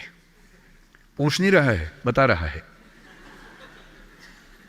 अब इन 4 में से एक के मन में है कि ना करूं, मम्मी ने उसको 1000 बार समझाया कि बेटा ये मत करना, वो बेचारा बोल ही नहीं पा रहा, घबराहट हो रही है उसको। बड़ी मुश्किल से मिमियाते हुए एक वाक्य उसने बोला। मिमियाना मतलब बिल्ली की तरह से बोलना, कैट की तरह से बोलना। उसने कहा यार मम्मी ने कहा था ठीक नहीं होता है। अब उसके बाद जोर से ठाका मार गया, ये देखो मम्मी का बच्चा, ये देखो मम्मी का बच्चा, इसको दूध पिलाओ इसको, बच्चा है, ये तो बड़ा ही नहीं हुआ, ये तो मर्द ही नहीं बना अब तक। हम तो मर्द हैं, हम तो बड़े हैं, हम तो ग्रोन अप हैं। इस बच्चे की सेल्फ एस्टीम, सेल्फ रिस्पेक्ट इतनी कम है कि डर जाएगा, एकदम घबरा जाएगा। 3 लोग बोलेंगे अरे कुछ नहीं होता, अरे कुछ नहीं होता, आजा आजा आजा आजा, अरे कुछ नहीं होता, कर ले ट्राई, हम भी तो कर रहे हैं, कर ले ट्राई। और इसी प्रेशर में ये बच्चा पहली बार ऐसी गलती करेगा। और मैंने पहले ही कहा कि रास्ता एक तरफा है, वापसी का रास्ता नहीं। इस प्रेशर को बोलते हैं पीयर ग्रुप प्रेशर, दोस्तों का प्रेशर। मैं अपने बच्चे को केवल एक बात सिखाता हूँ, बाकी पढ़ाई लिखाई तो मुझे पता है ज़िंदगी में जब कोई करना चाहेगा कर ही लेगा। इंटरनेट की दुनिया में, गूगल की दुनिया में, अब क्या मतलब मैं क्या पढ़ा दूँगा आपको, टीचर क्या पढ़ा लेंगे, सब गूगल पे उपलब्ध है, सब ऑनलाइन अवेलेबल है। जो टीचर बनना चाह रहे हैं समझ लें, अब टीचर का काम नॉलेज देना नहीं है, नॉलेज आपसे ज़्यादा, आपसे बेहतर गूगल पे है। अब आपका काम उससे ज़्यादा बड़ा है। क्या है अभी डिस्कस करेंगे। मैं केवल एक बात पे फोकस करता हूँ कि मेरे बच्चे या आप लोग पीयर ग्रुप प्रेशर से बच सके। मैं खुद बचा था, अच्छे से बचा था, मेरे पेरेंट्स की भूमिका थी।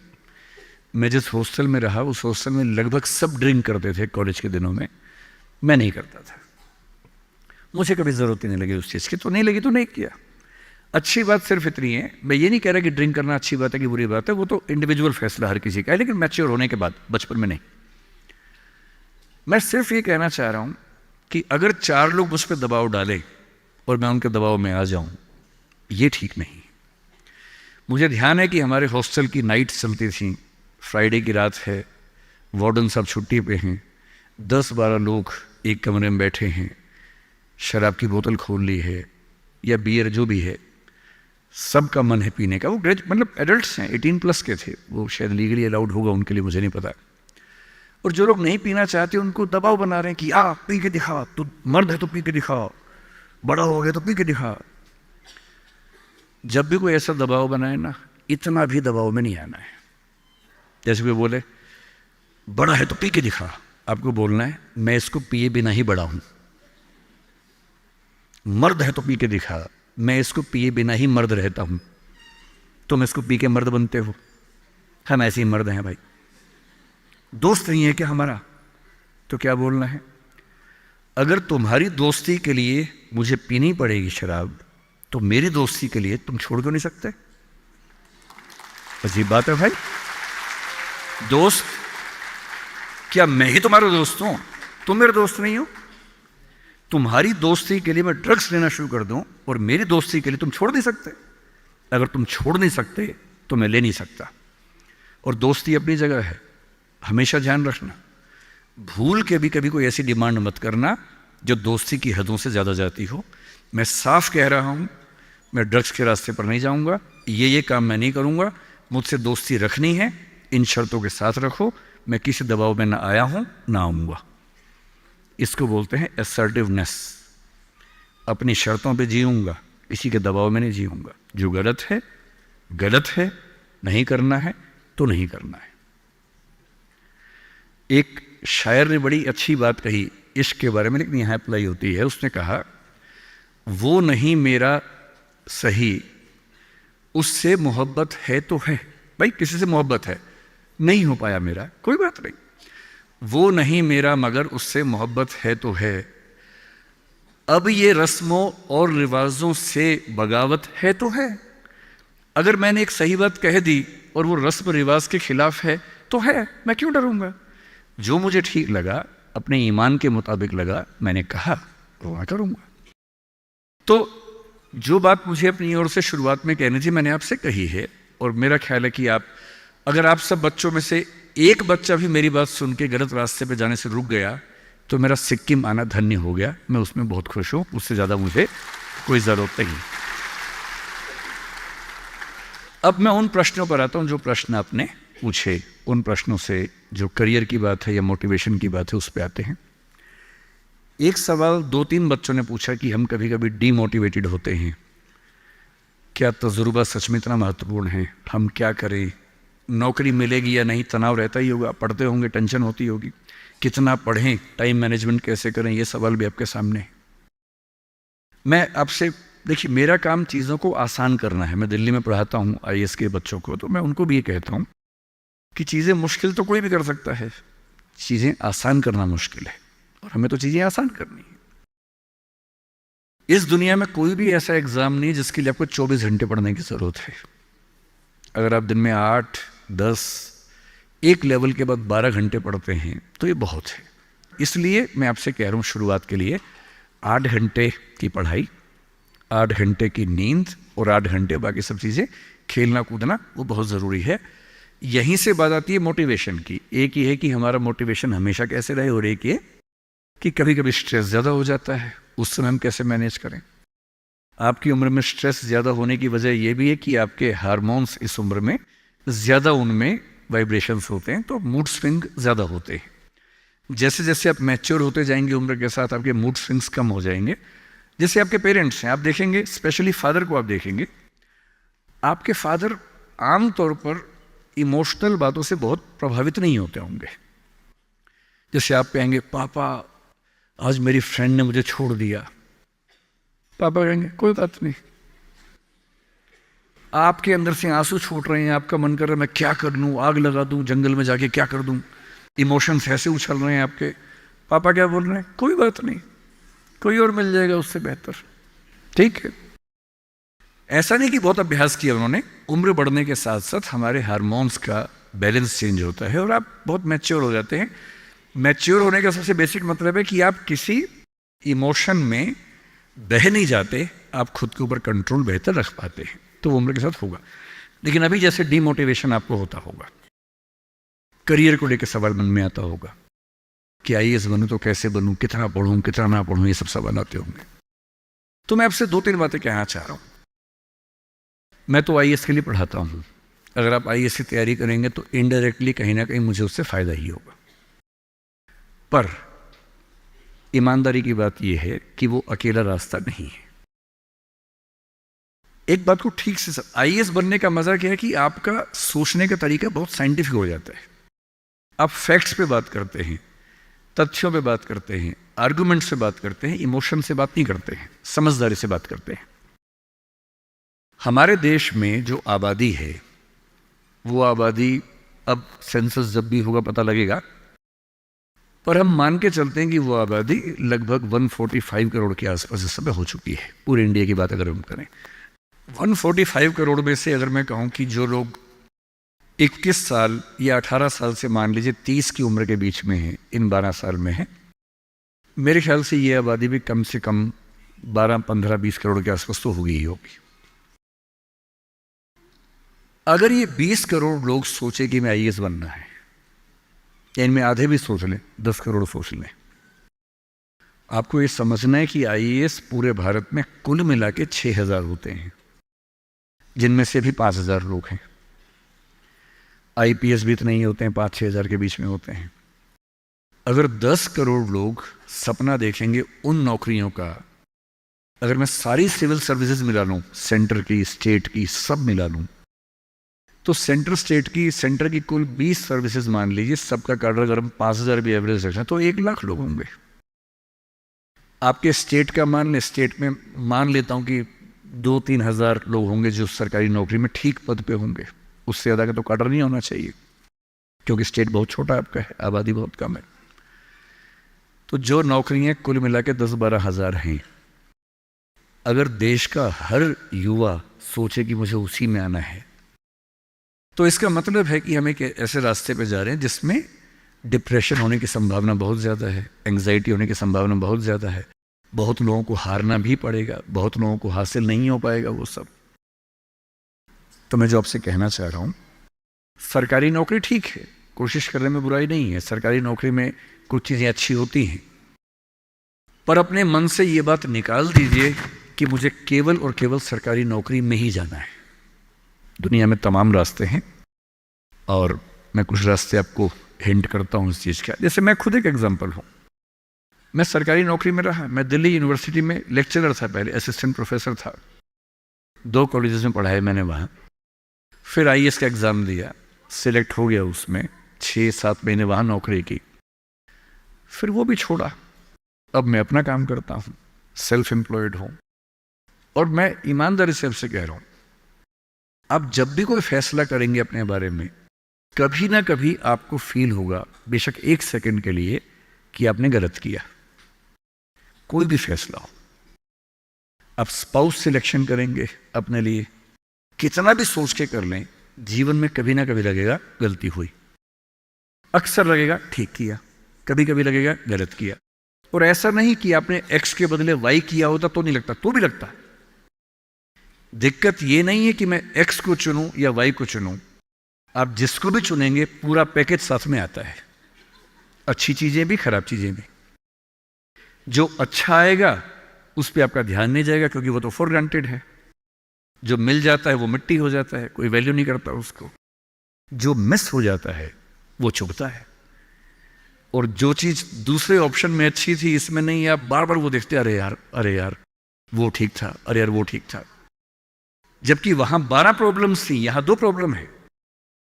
पर हमारी ह्यूमन कॉन्शियसनेस ऐसी है कि जो छूट गया उस पर नज़र ज़्यादा जाती है, जो मिल गया मिट्टी हो जाता है। एक बड़ा प्रसिद्ध शेर मैं कई बार कोट करता हूँ, मतलब दुनिया जिसे कहते हैं जादू का खिलौना है, मिल गया वो मिट्टी है, नहीं मिला वो सोना है। जो नहीं मिलता है ना वो बड़ा परेशान करता है। ये नौकरी के मामले में भी है। पर मैं ईमानदारी से कह रहा हूं कि मुझे आज तक जिस एक फैसले पर एक सेकंड के लिए भी नहीं लगा कि मैंने गलत किया, वो नौकरी छोड़ने का फैसला है। मुझे आज तक नहीं लगा कि मैंने गलती की, क्योंकि मुझे लगता मैंने एकदम ठीक किया। मैंने अपने स्वधर्म, अपनी नेचर के अनुसार सही किया। इस बच्चे ने बड़ा खूबसूरत सवाल पूछा कि आप आईएएस एलाइड की नौकरी छोड़ के टीचिंग में क्यों आ गए। मैं इस सवाल में दूसरा सवाल जोड़ देता हूं। हमारे सामने प्रेम सिंह जी बैठे हैं, मुख्यमंत्री जी बैठे हैं, वो टीचिंग की नौकरी छोड़ के पॉलिटिक्स में क्यों आ गए। दो एग्जाम्पल्स हैं आपके सामने। इन दोनों में एक तारतम्य है, एक रिदम है, एक लय है दोनों में। वो टीचर बने, उनको फील हुआ कि उनका स्वधर्म टीचिंग से ज्यादा कुछ और है। मैं आईएएस एलाइड में आया, मुझे लगा कि मेरा स्वधर्म इससे ज्यादा टीचिंग में है। स्वधर्म क्या होता है? आपने गीता पुस्तक का जिक्र सुना होगा, उसमें श्री कृष्ण ने स्वधर्म का जिक्र किया है। यहाँ बहुत सारे बच्चे बौद्ध समाज से होंगे, महात्मा बुद्ध ने भी इस बात पर खूब जोर दिया है। सारे धर्मों, सारे दर्शनों का जो सार है वो ये है, हर व्यक्ति हर काम के लिए फिट नहीं होता है। दो चीजों पे गौर करना है। पहला, मैं क्या अच्छा कर सकता हूं, मैं कैपेबल किस चीज के लिए हूं। दूसरा, मुझे क्या करने में मजा आता है। और जहां इन दोनों का इक्विलिब्रियम हो, जहां ये दोनों बातें मिल जाएं, वो आपका स्वधर्म है। यानी जैसे मैं सिंगर बनना चाहता था, पर मैं इतना गंदा गाता हूं कि मैं जब घर में गाता था मेरे पेरेंट्स बोलते तो मैं भारतीय सेना में चले जाना चाहिए, बिना बंदूक के विदेशी की तरह देख के गा देना, बस वैसे ही मर जाएंगे सारे के सारे। सही बात है भाई, ये भी ठीक बात है। तो मेरा मन था कि मैं सिंगर बनूं, पर गला कौवे जैसा भगवान ने दिया, कोयल जैसा नहीं दिया, तो मैं सिंगर नहीं बनूंगा। मेरे मन से क्या होता है, अच्छा लगने से क्या होता है। भाई सुने भी तो कोई मेरी बात को, मेरे गाने को सुने भी तो सही कोई। तो मेरा मन क्या करता है काफी नहीं है। दो चीजें हैं, मैं क्या कर सकता हूं। मैं बचपन से स्कूल में डिबेटिंग करता था, मेरे पेरेंट्स ने मुझे बड़ा सपोर्ट किया, और बचपन से ही मेरे पेरेंट्स ने, टीचर्स ने कहा कि तुम कुछ ऐसा करना कि मंच पर रह सको, पॉलिटिक्स में जाओ, एमपी बनो। तब मेरा मन भी पॉलिटिक्स में आने का था, स्कूल लाइफ में बहुत ज़्यादा मन था उस समय, बाद में नहीं रहा। तुम पॉलिटिक्स में जाओ, तुम वकील बनो, क्योंकि जब कोर्ट केस लड़ोगे तुम्हें बोलने की ताकत भगवान ने दी है, उसका इस्तेमाल करो। या टीचर बनो। टीचर की छवि हमारे समाज में बहुत अच्छी नहीं होती थी, हालांकि मेरे पेरेंट्स टीचर ही हैं दोनों, पर हमारे समाज में टीचर की छवि होती है। और हमारे देश का दुर्भाग्य है कि जो प्रोफेशन देश को गढ़ता है उसकी छवि बहुत अच्छी नहीं है। टीचर बनना बहुत लोगों का सपना नहीं है, मेरा तो है। और मेरा स्वधर्म, मैंने महसूस कर लिया कि मेरा स्वधर्म टीचिंग है। और स्वधर्म का मतलब वही दो बातें जो मैं कर सकता हूं और जो मैं करना चाहता भी हूं। आपके मुख्यमंत्री जी अच्छे टीचर रहे होंगे, पर उनको बार बार मन में आता होगा कि मैं जनता के बीच जाकर उनके साथ काम करके क्यों ना कुछ ऐसा करूं कि पॉलिसी मेकिंग में आऊं। उनका स्वधर्म उनको वहां खींच के ले गया, तो उन्होंने वो किया। और इस दुनिया में जो भी सफल इंसान आपको देखे, कोई भी सफल व्यक्ति देखे, किसी भी फील्ड का हो, आप हमेशा देखेंगे वो वही व्यक्ति है जो अपने स्वधर्म पे चल रहा है, जिसने वही रास्ता चुना जो उसकी क्षमताओं यानी कि कैपेबिलिटीज और उसके इंटरेस्ट यानी कि उसकी इच्छाओं से मैच करता था। तो आप सबसे मैं कह रहा हूं कि आईएएस या पीसीएस या सरकारी नौकरी की अंधी दौड़ में मत दौड़िए। मैंने बहुत सरकारी नौकरी वालों को देखा है दुखी रहते हुए। सरकारी नौकरी में है, अच्छा वेतन है, तब भी दुखी है, क्योंकि वो नहीं कर पा रहे जो दरअसल करना चाहते थे। सरकारी नौकरी में क्या होता है, सुरक्षा मिलती है, सेफ्टी होती है, सिक्योरिटी होती है, सम्मान मिलता है, समाज के लोग पूछते हैं आपको कि आप सरकारी नौकरी में हैं। गस्टेड ऑफिसर होंगे तो स्टैंप लगा के साइन करने की ताकत आ जाती। आप जज हैं तो आपकी बात में वजन होता है, आप IAS IPS है तो आप पूरा राज्य या देश चला रहे हैं। तो ताकत तो है, अच्छा है, सुरक्षा बहुत ज़्यादा है। सबसे पहले ध्यान से सोचिए कि आप अपने जीवन से चाहते क्या हैं। मैंने जब नौकरी की तो मैंने फील किया कि इस नौकरी से मेरी जो मूल ज़रूरतें हैं वो पूरी हो नहीं पा रही। क्या ज़रूरतें हैं? मुझे अच्छा लगता है कि मैं खूब पढ़ूं और मंच पे खूब बोलूं। वहां कहा कि अब मंच पे जा ही नहीं सकते, कोड ऑफ कंडक्ट। मैंने कहा यार, जिस चीज़ के लिए पैदा हुआ वही नहीं कर पाऊंगा मैं तो। फिर दिन भर फाइलों में काम करना है। अब फाइलों में काम करना अच्छा लगता है कई लोगों को, मुझे नहीं अच्छा लगता, मेरा नहीं है ऐसी रुचि है, तो मैं क्या करूं। मेरा मन करता था कि मैं खूब पढ़ूं, गहरी चीज़ें पढ़ूं। वहां तो वही पढ़ना है जो सरकार के हिसाब से चीज़ें आती हैं, उसमें कोई बहुत क्रिएटिव स्कोप नहीं होता है। तो मैं कुछ महीनों में समझ गया कि ये मेरे बस की बात नहीं है। और मैं आपसे एक लिटमस टेस्ट कहता हूं, अपने पेरेंट्स से अकेले में बात करना। देखिए, मैं बहुत ज़्यादा बोलता हूँ, जब आपको लगे ज़्यादा हो गया आप इशारा कर देना, मैं चुप हो जाऊँगा वहाँ पर, है ना। मैं भूल जाता हूँ कि मैं कितने घंटे बोल चुका हूँ तो आप हिंट कर दीजिएगा। आज घर जाके अपने पेरेंट्स से बात करना और एक बात पूछना उनसे, अकेले में बात करना, सबके सामने नहीं। स्पेशली अगर आपके पापा किसी नौकरी में हैं या मम्मी नौकरी में, जो भी नौकरी में, उनसे पूछना। उनसे कहना कि पापा आप नौकरी में खुश हो, ये बोल के चुप हो जाना।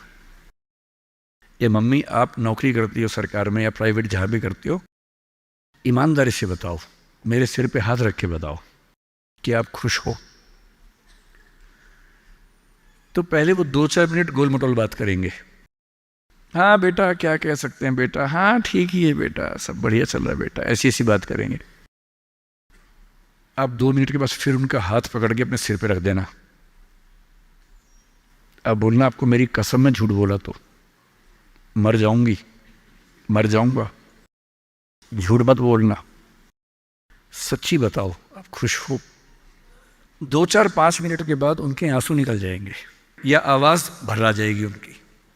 और मैं गारंटी दे रहा हूं आपको, 10 में से 9 पेरेंट्स कहेंगे बेटा खुश तो नहीं है, पर क्या करें, क्या करें। तुम्हारा करियर बनाना है, तुम्हारी जिंदगी ठीक रहे, नौकरी छोड़ भी तो नहीं सकते। शायद बाद में जो PF है उसके पैसे मिलेंगे, तुम्हें कॉलेज में पढ़ाना होगा, फीस इकट्ठी करनी होगी, घर बना के देना है, तुम्हारी शादी होगी, कैसे करूंगा, कैसे करूंगी। आप उनसे पूछना कि अगर आप 20 साल पीछे जा सको अपने इतिहास में, टाइम मशीन में आपको बिठा दिए, 20 साल पीछे ले गए और आपको 2 ऑप्शंस मिले, एक यही नौकरी करने का, एक कुछ और करने का, और ये एज्यूम करते हैं कि फाइनेंशियल सिक्योरिटी उतनी ही आपके पास रहेगी जितनी नौकरी में थी, एज्यूम कर लेते हैं। आप क्या करना चाहेंगे? गारंटी से बता रहा हूं, मजाक नहीं कर रहा हूं, गारंटी दे रहा हूं कि 10 में से कम 7 या 8 कहेंगे मैं वो रास्ता चुनना चाहूंगा, ये नहीं चुनना चाहूंगा। इसलिए सिर्फ सिक्योरिटी जिंदगी में काम नहीं आती है, जिंदगी में बहुत कुछ काम आता है। और आपकी जनरेशन के सामने इतनी अपॉर्चुनिटीज हैं। हमारे सामने तो क्या था, हमने जब कॉलेज पास किया तो लोगों से पूछा आप क्या करें, तो लोगों ने कहा 2-3 रास्ते हैं, एक रास्ते IAS बन जाओ, एक है टीचर बन जाओ, एक वकील या जज वाला रास्ता है। तो हमने 2 रास्ते चुन लिए, टीचर और IAS। टीचर का चुना इसलिए मैंने MA किया, MPhil किया, PhD किया, UGC नेट JRF का एग्ज़ाम दिया कि ठीक है टीचर बन जाएंगे। तब तक IAS में इसमें लाइट में हो गया तो वहाँ जाके देख लिया। जल्दी ही समझ में आ गया कि दोनों में उतना मज़ा नहीं आ रहा है, तो दोनों छोड़ दिया। लेकिन उस समय छोड़ दिया। अगर 2-4 साल कर लेता तो आज तक वही कर रहा होता, क्योंकि वो जो सुरक्षा है ना, दलदल जैसी होती है, एक बार दलदल में घुस गए, बाहर निकलना बड़ा मुश्किल है। लेकिन आपकी जनरेशन का सोचिए, जब मैं अपने आसपास देखता हूँ, मेरे बहुत सारे दोस्त सोशल मीडिया पे काफ़ी सक्सेसफुल हैं, फिल्म इंडस्ट्री में हैं। उनमें से एक ने मुझसे पूछा कि सर मैंने 30 साल नौकरी की है और मैं अपनी फील्ड में लगभग टॉप पे हूँ। मान लीजिए मैं आपसे पूछूं ये प्राइवेट सेक्टर की बात है, एक टीवी चैनल के टॉप व्यक्ति के बारे में बता रहा हूं मैं आपको। उसने कहा कि अगर मैं आपसे पूछूं कि मैंने ठीक किया या गलत किया तो आप क्या सलाह देंगे? मैंने कहा सलाह तो मैं क्या आपको दूंगा, आप मुझसे बड़े हैं, सलाह तो मैं आपसे ले लेता हूं बल्कि, लेकिन अगर आप मेरा ओपिनियन चाह रहे हैं तो मैं आपको केवल एक बात बता के समझाता हूं। मेरा अपना मानना यह है कि नौकरी अच्छी है, नौकरी से अच्छा है उद्यम, एंटरप्रेन्योरशिप या सेल्फ एम्प्लॉयमेंट। ये बात मैंने कई मंचों पे कही है। कुछ दिन पहले मैं दिल्ली का एक बहुत प्रतिष्ठित कॉलेज है, Shriram college of commerce, SRCC, वहाँ मैं गया था और मैंने बड़ा खुल के कहा कि स्टार्टअप करना नौकरी करने से बेहतर क्यों है, एक आर्गूमेंट दिया। वहाँ एक आर्गूमेंट छूट गया था, आज मैं आपको वो आर्गूमेंट बताता हूँ। जब हम नौकरी करते हैं, मैंने उसी व्यक्ति को कहा कि जैसे आपने नौकरी की है, 30 साल हो गए, आपके पास 3-4 साल बचे होंगे। उसने कहा सर 3 साल बचे हैं, फिर मैं रिटायर हो जाऊंगा। मैंने कहा आपने ज़िंदगी भर में, मेरे ख्याल से आपकी महीने की सैलरी आजकल शायद 1.5-2-2.5 लाख रुपए होगी। आपने ज़िंदगी भर ठीक ठाक पैसा कमाया होगा, पर जितना भी कमाया होगा लगभग उतना खर्च भी हो गया होगा, क्योंकि खर्चे भी तो बढ़ते हैं ना परिवार के समय के साथ। बच्चे हैं, करियर है। बोले हाँ सर, कुछ बचता नहीं है, बस ये है कि काम चल जाता है। मैंने कहा अब 4 साल में रिटायर होंगे, आपने एक घर ज़रूर खरीद लिया होगा नोएडा वोएडा में। बोले हाँ सर, नोएडा में। नोएडा दिल्ली के पड़ोस में है जहाँ कई लोग रहते हैं। दिल्ली में नौकरी करके घर खरीदना बड़ा मुश्किल काम है, तो दिल्ली में जो लोग नौकरी करते हैं दिल्ली के आसपास घर खरीदते हैं। नोएडा एक जगह है, इंदिरापुरम एक जगह है, गुड़गांव एक जगह है, वहाँ आमतौर पर घर खरीदते हैं जो दिल्ली से सस्ता मिल जाता है और अच्छा घर मिल जाता है। मैंने कहा रिटायर हो जाएंगे, रिटायरमेंट के बाद कितने पैसे आपके पास होंगे, ज़िंदगी भर की बचत?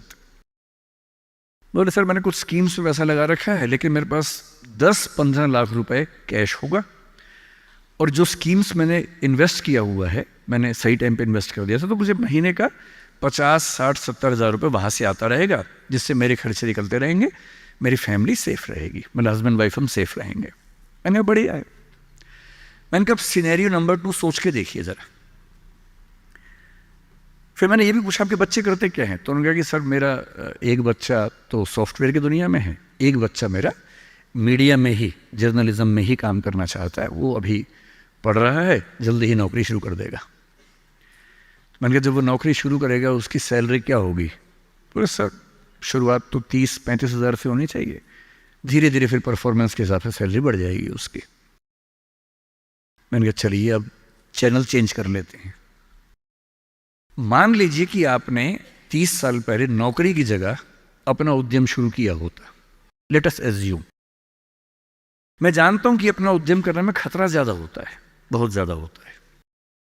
1000 में एक उद्यम बेहद सफल होता है, जिसको आप देखते हैं अखबारों में, स्टार्टअप, और वो क्या बोलते हैं, यूनिकॉर्न। यूनिकॉर्न का मतलब एक सींग वाला घोड़ा, ऐसा घोड़ा जिसका एक सींग हो। एक माइथोलॉजी है यूरोप की, उसमें यूनिकॉर्न का जिक्र आता है। वो तो 1000 में एक होता है यूनिकॉर्न। बाकी लेकिन ये है कि आप रीजनेबल सक्सेस तो आप ला सकते हैं थोड़ी सी मेहनत करके।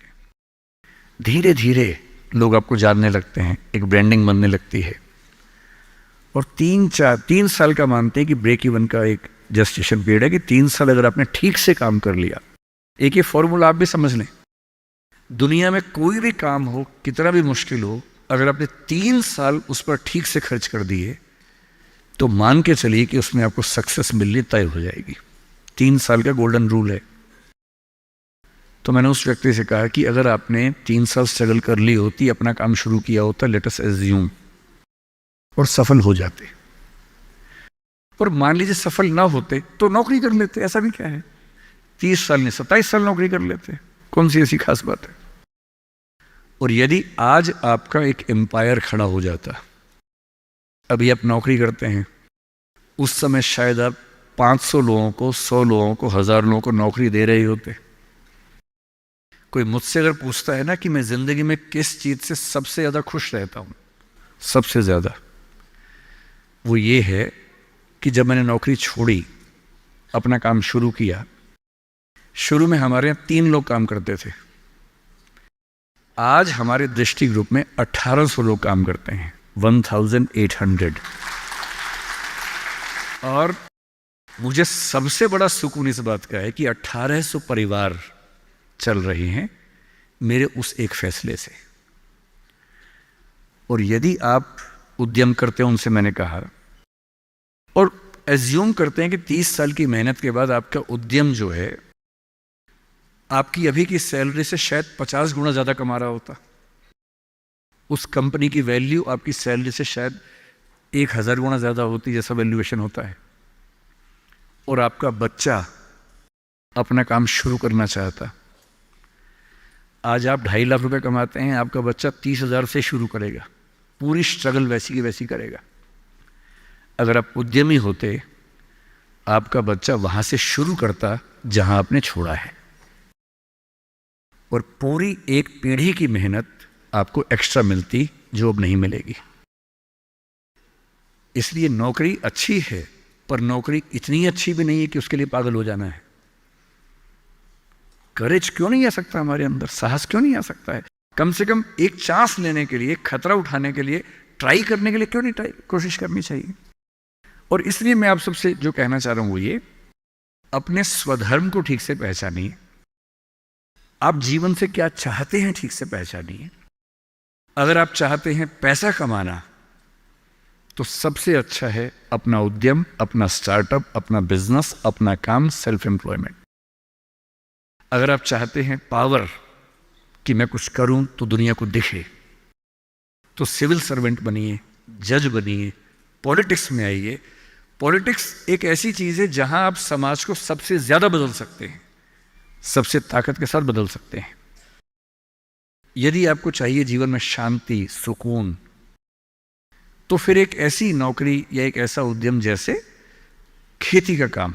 आप तो सिक्किम में रहते हैं, मैं कल आते हुए रास्ते में सोच रहा था कि सिक्किम के युवा अगर अपना स्टार्टअप शुरू करें ऑर्गेनिक फार्मिंग का ही, आपको अंदाजा नहीं है दिल्ली में क्या हाल है।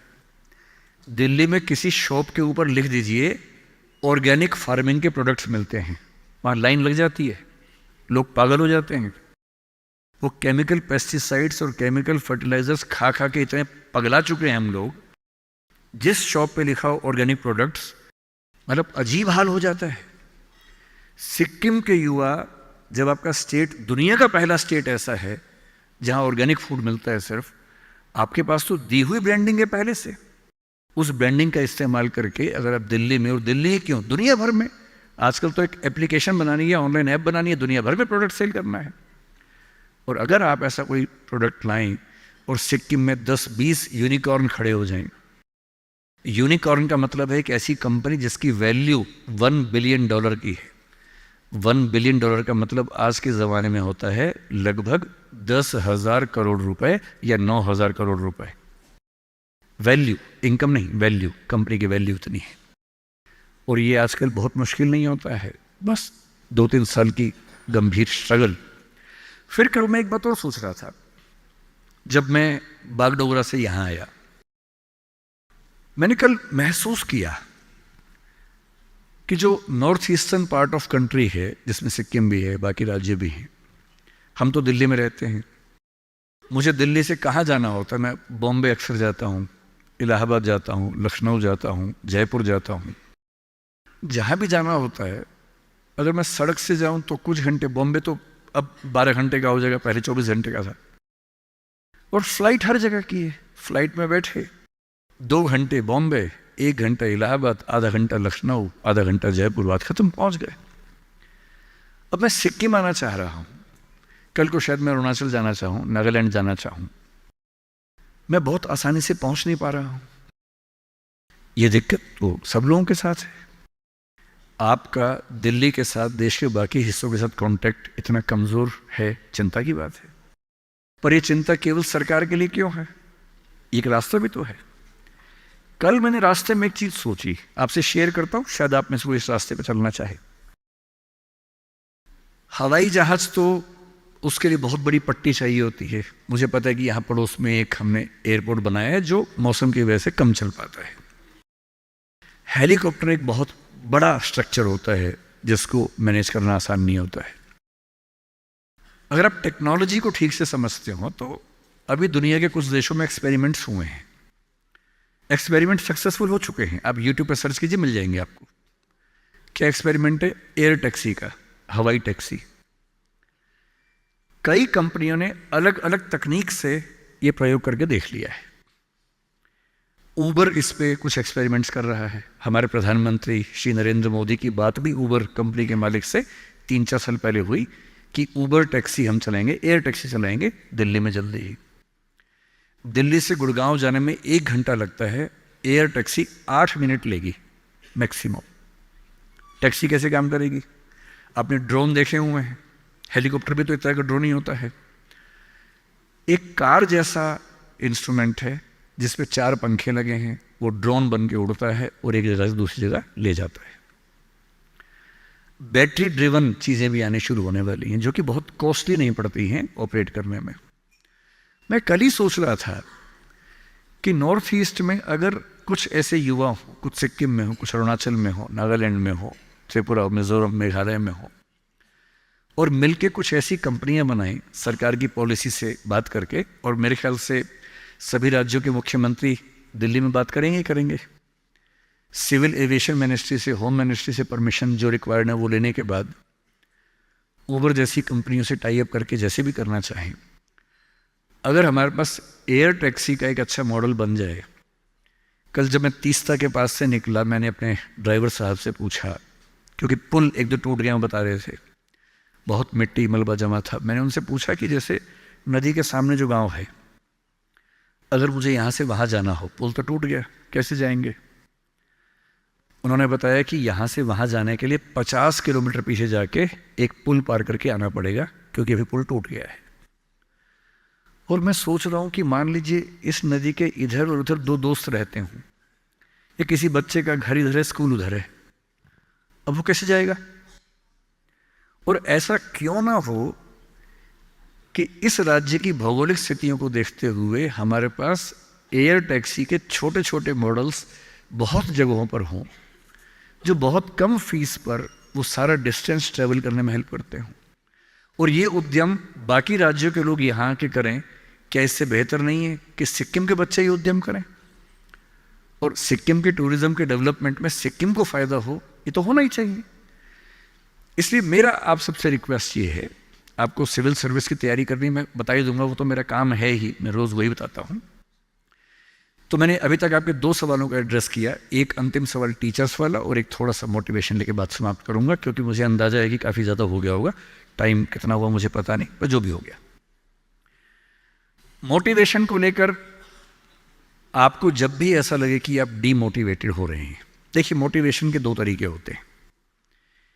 एक तरीका होता है हवाई किस्म का तरीका, मेरे जैसे किसी स्पीकर को बुला लीजिए, ये हवाई तरीका है, इससे कुछ बात बनती नहीं है, लगता है कि बात बन गई, बनती नहीं है। और कई मोटिवेटर्स तो मैंने ऐसे देखे हैं जो मंच पे आके आगे लगा देते हैं, यस यू कैन, सब बोलेंगे यस वी कैन, सबको लगता हो गया। वो असर रहता है आधे घंटे तक, जैसे गुब्बारे में हीलियम गैस भरते हैं, गुब्बारा उड़ता है, गुब्बारे को लगता है कि मैं तो महान हूं, मैं तो हवा में हूं, आसमान में हूं। थोड़ी देर में गैस खत्म हो जाती है और गैस खत्म होते सूर्य के नीचे आता है गुब्बारा।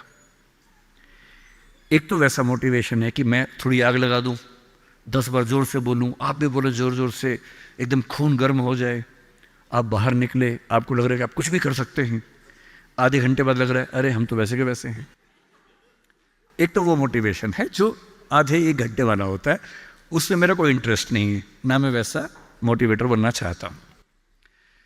असली मोटिवेशन कहाँ से आता है? एक तो असली मोटिवेशन ऐसा नहीं होता कि 1 साल में एक स्पीच सुनी, 1 साल के लिए मोटिवेट हो गए, नहीं।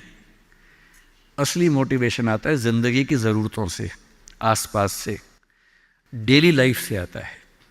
और डेली लाइफ से मोटिवेशन चाहिए तो क्या करना चाहिए? ये मैं 3-4 टिप्स दे रहा हूं, आप सब इसको फॉलो करें, आपको डीमोटिवेशन कम से कम नहीं होगा। एकदम आराम से जिंदगी जीनी है, दुखी होना ही नहीं है। सबसे पहली बात, अपने आप से इतनी उम्मीदें नहीं पाल लेनी है जो पूरी नहीं हो सकती। और मैं आमतौर पर जब मोटिवेशन के लिए कोई मुझसे कहता है ना, मैं कहता हूं बच्चों को मत बुलाइए, उनके पेरेंट्स को बुला लीजिए। पेरेंट्स को समझाना ज़्यादा ज़रूरी होता है कि बच्चों से इतनी उम्मीदें ना पाल लें कि बच्चों को जीना मुश्किल हो जाए। पेरेंट्स की एजुकेशन ज़्यादा ज़रूरी है। भाई मैं देखता हूँ मेरा बेटा पढ़ने में ठीक है, बहुत तोप नहीं है, मैं चाहता भी नहीं कि तोप बने, ठीक से पढ़ ले, मस्त रहे एकदम। पर हमारे गली मोहल्ले में कुछ बच्चे तोप हैं, उनके माता पिता रात दिन लगे रहते हैं। मम्मी फिर से 10th क्लास कर रही हैं, पापा भी 10th क्लास कर रहे हैं, बच्चा भी कर रहा है, रात दिन माँ बाप भी पढ़ा रहे हैं उसको, बच्चा भी पढ़ रहा है, पूरी फैमिली 10th क्लास कर रही है। और बच्चे के 10th क्लास में 99.8% मार्क्स, उसके बाद भी दुखी, 0.2 क्यों नहीं आए। और हमारे वाला 50 में खुश रहता है कि बहुत आगे, काफ़ी है, इससे ज़्यादा क्या करेंगे। अगर आपने बच्चों से इतनी उम्मीदें पाली, इतना कंपटीशन में उलझा दिया, बेटा तुम्हें फर्स्ट आना है, टॉप करना है, 100% लाना है, ये करना है, वो करना है, आपका बच्चा कितना भी टॉप कर ले, वो कभी खुश इंसान नहीं बन पाएगा। और पेरेंट्स के लिए सबसे ज़रूरी होना चाहिए कि आपका बच्चा खुश रहे, ठीक इंसान बन जाए, आपके बुढ़ापे में आपकी चिंता कर ले, मन ही मन आपसे नफरत ना करने लगे। जब मेरे पास बच्चे अकेले में आके बात करते हैं, कभी कभी रोते हुए बोलते हैं मुझे अपने पेरेंट्स से नफरत है, नफरत। उन्होंने मुझे एक मशीन समझा अपनी इच्छाएं पूरी करने के लिए। मेरा मन था ये करने का, धमका धमका कि ये फील्ड दिलवाई जो फील्ड मेरा स्वधर्म है ही नहीं। मैं रोज पढ़ता हूं रो रो के, मेरा मन नहीं करता पढ़ने का क्योंकि मेरी फील्ड थी ही नहीं। इसलिए आप सबसे कह रहा हूं, हर व्यक्ति हर काम नहीं कर सकता, पर हर व्यक्ति कुछ ना कुछ अच्छा कर सकता है। और वो कुछ ना कुछ अच्छा क्या है, जो आपका स्वधर्म है। इतने उम्मीद मत पालिए। मसलन क्रिकेट भारत का शौक आजकल सब लोगों को हो गया है, लाखों बच्चे क्रिकेट खेल रहे हैं गली मोहल्ले में, सबको आईपीएल में आना है, सबको भारत की टीम में आना है। पर भारत की टीम में कुल 16 लोग आएंगे, उनमें भी 11 खेलेंगे, 5 बाहर बैठेंगे। और लाखों लोग क्रिकेट खेल रहे हैं, रात दिन की टीम में आना है। ध्यान रखना है, आप जो भी रास्ता चुनेंगे उसमें सफल होने से ज्यादा संभावना विफल होने की है। इसलिए तैयारी करते हुए इस चीज की भी तैयारी करनी है कि नहीं हुआ तो क्या होगा। और मैं बच्चों को बार बार कहता हूं, जिंदगी बहुत बड़ी है, नौकरी जिंदगी का एक छोटा सा हिस्सा है। मिले बढ़िया, ना मिले भाड़ में जाए, एकदम भाड़ में जाए, ठीक। और मैंने खूब देखा है, आईएएस आईपीएस बनने के बाद भी कुछ लोग आत्महत्या कर लेते हैं, दुख से, तनाव से, परेशानी से। और मैंने देखा है कुछ लोग छोटी सी नौकरी में इतने मस्त मौला होते हैं कि जिंदगी की हर खुशी जैसे उनके पास ही है। अंत में खुश रहना है तो उसके लिए कोई एक नौकरी ज़रूरी छोड़ना है, मिलेगी तो बढ़िया है, ना मिले तो भाड़ में जाए। तो अपना तकिया कलाम बना लीजिए। तकिया कलाम का मतलब अपनी एक पंच लाइन बना लीजिए, अपनी एक मिशन स्टेटमेंट बना लीजिए कि ताकत लगाएंगे, पूरी ताकत से कोशिश करेंगे कि जो मैं चाहता हूँ, जज बनना है, पॉलिटिशियन बनना है, आईएएस बनना है, जो बनना है बनूँ, उद्यम करना है उद्यम करूँ, स्टार्टअप करना है स्टार्टअप करूँ। पर नहीं हुआ, कोई पूछे ना अगर नहीं हुआ तो बोला भाड़ में जाए। क्या हो गया, नहीं हुआ तो कुछ और करेंगे, तू नहीं कोई और सही, कोई और नहीं कोई और सही। ये इंसान के बारे में नहीं, अभी नौकरी के बारे में है। ये नौकरी नहीं तो कोई और नौकरी सही, कोई और नौकरी नहीं तो कोई और नौकरी सही, ऐसा क्या है, 1000 ऑप्शन है। तो खुद से उम्मीदें कम। दूसरा, अपने आसपास 3-4 लोग ऐसे रखिए जो कायदे के लोग हो। आपके जो दोस्त होते हैं ना, जो सब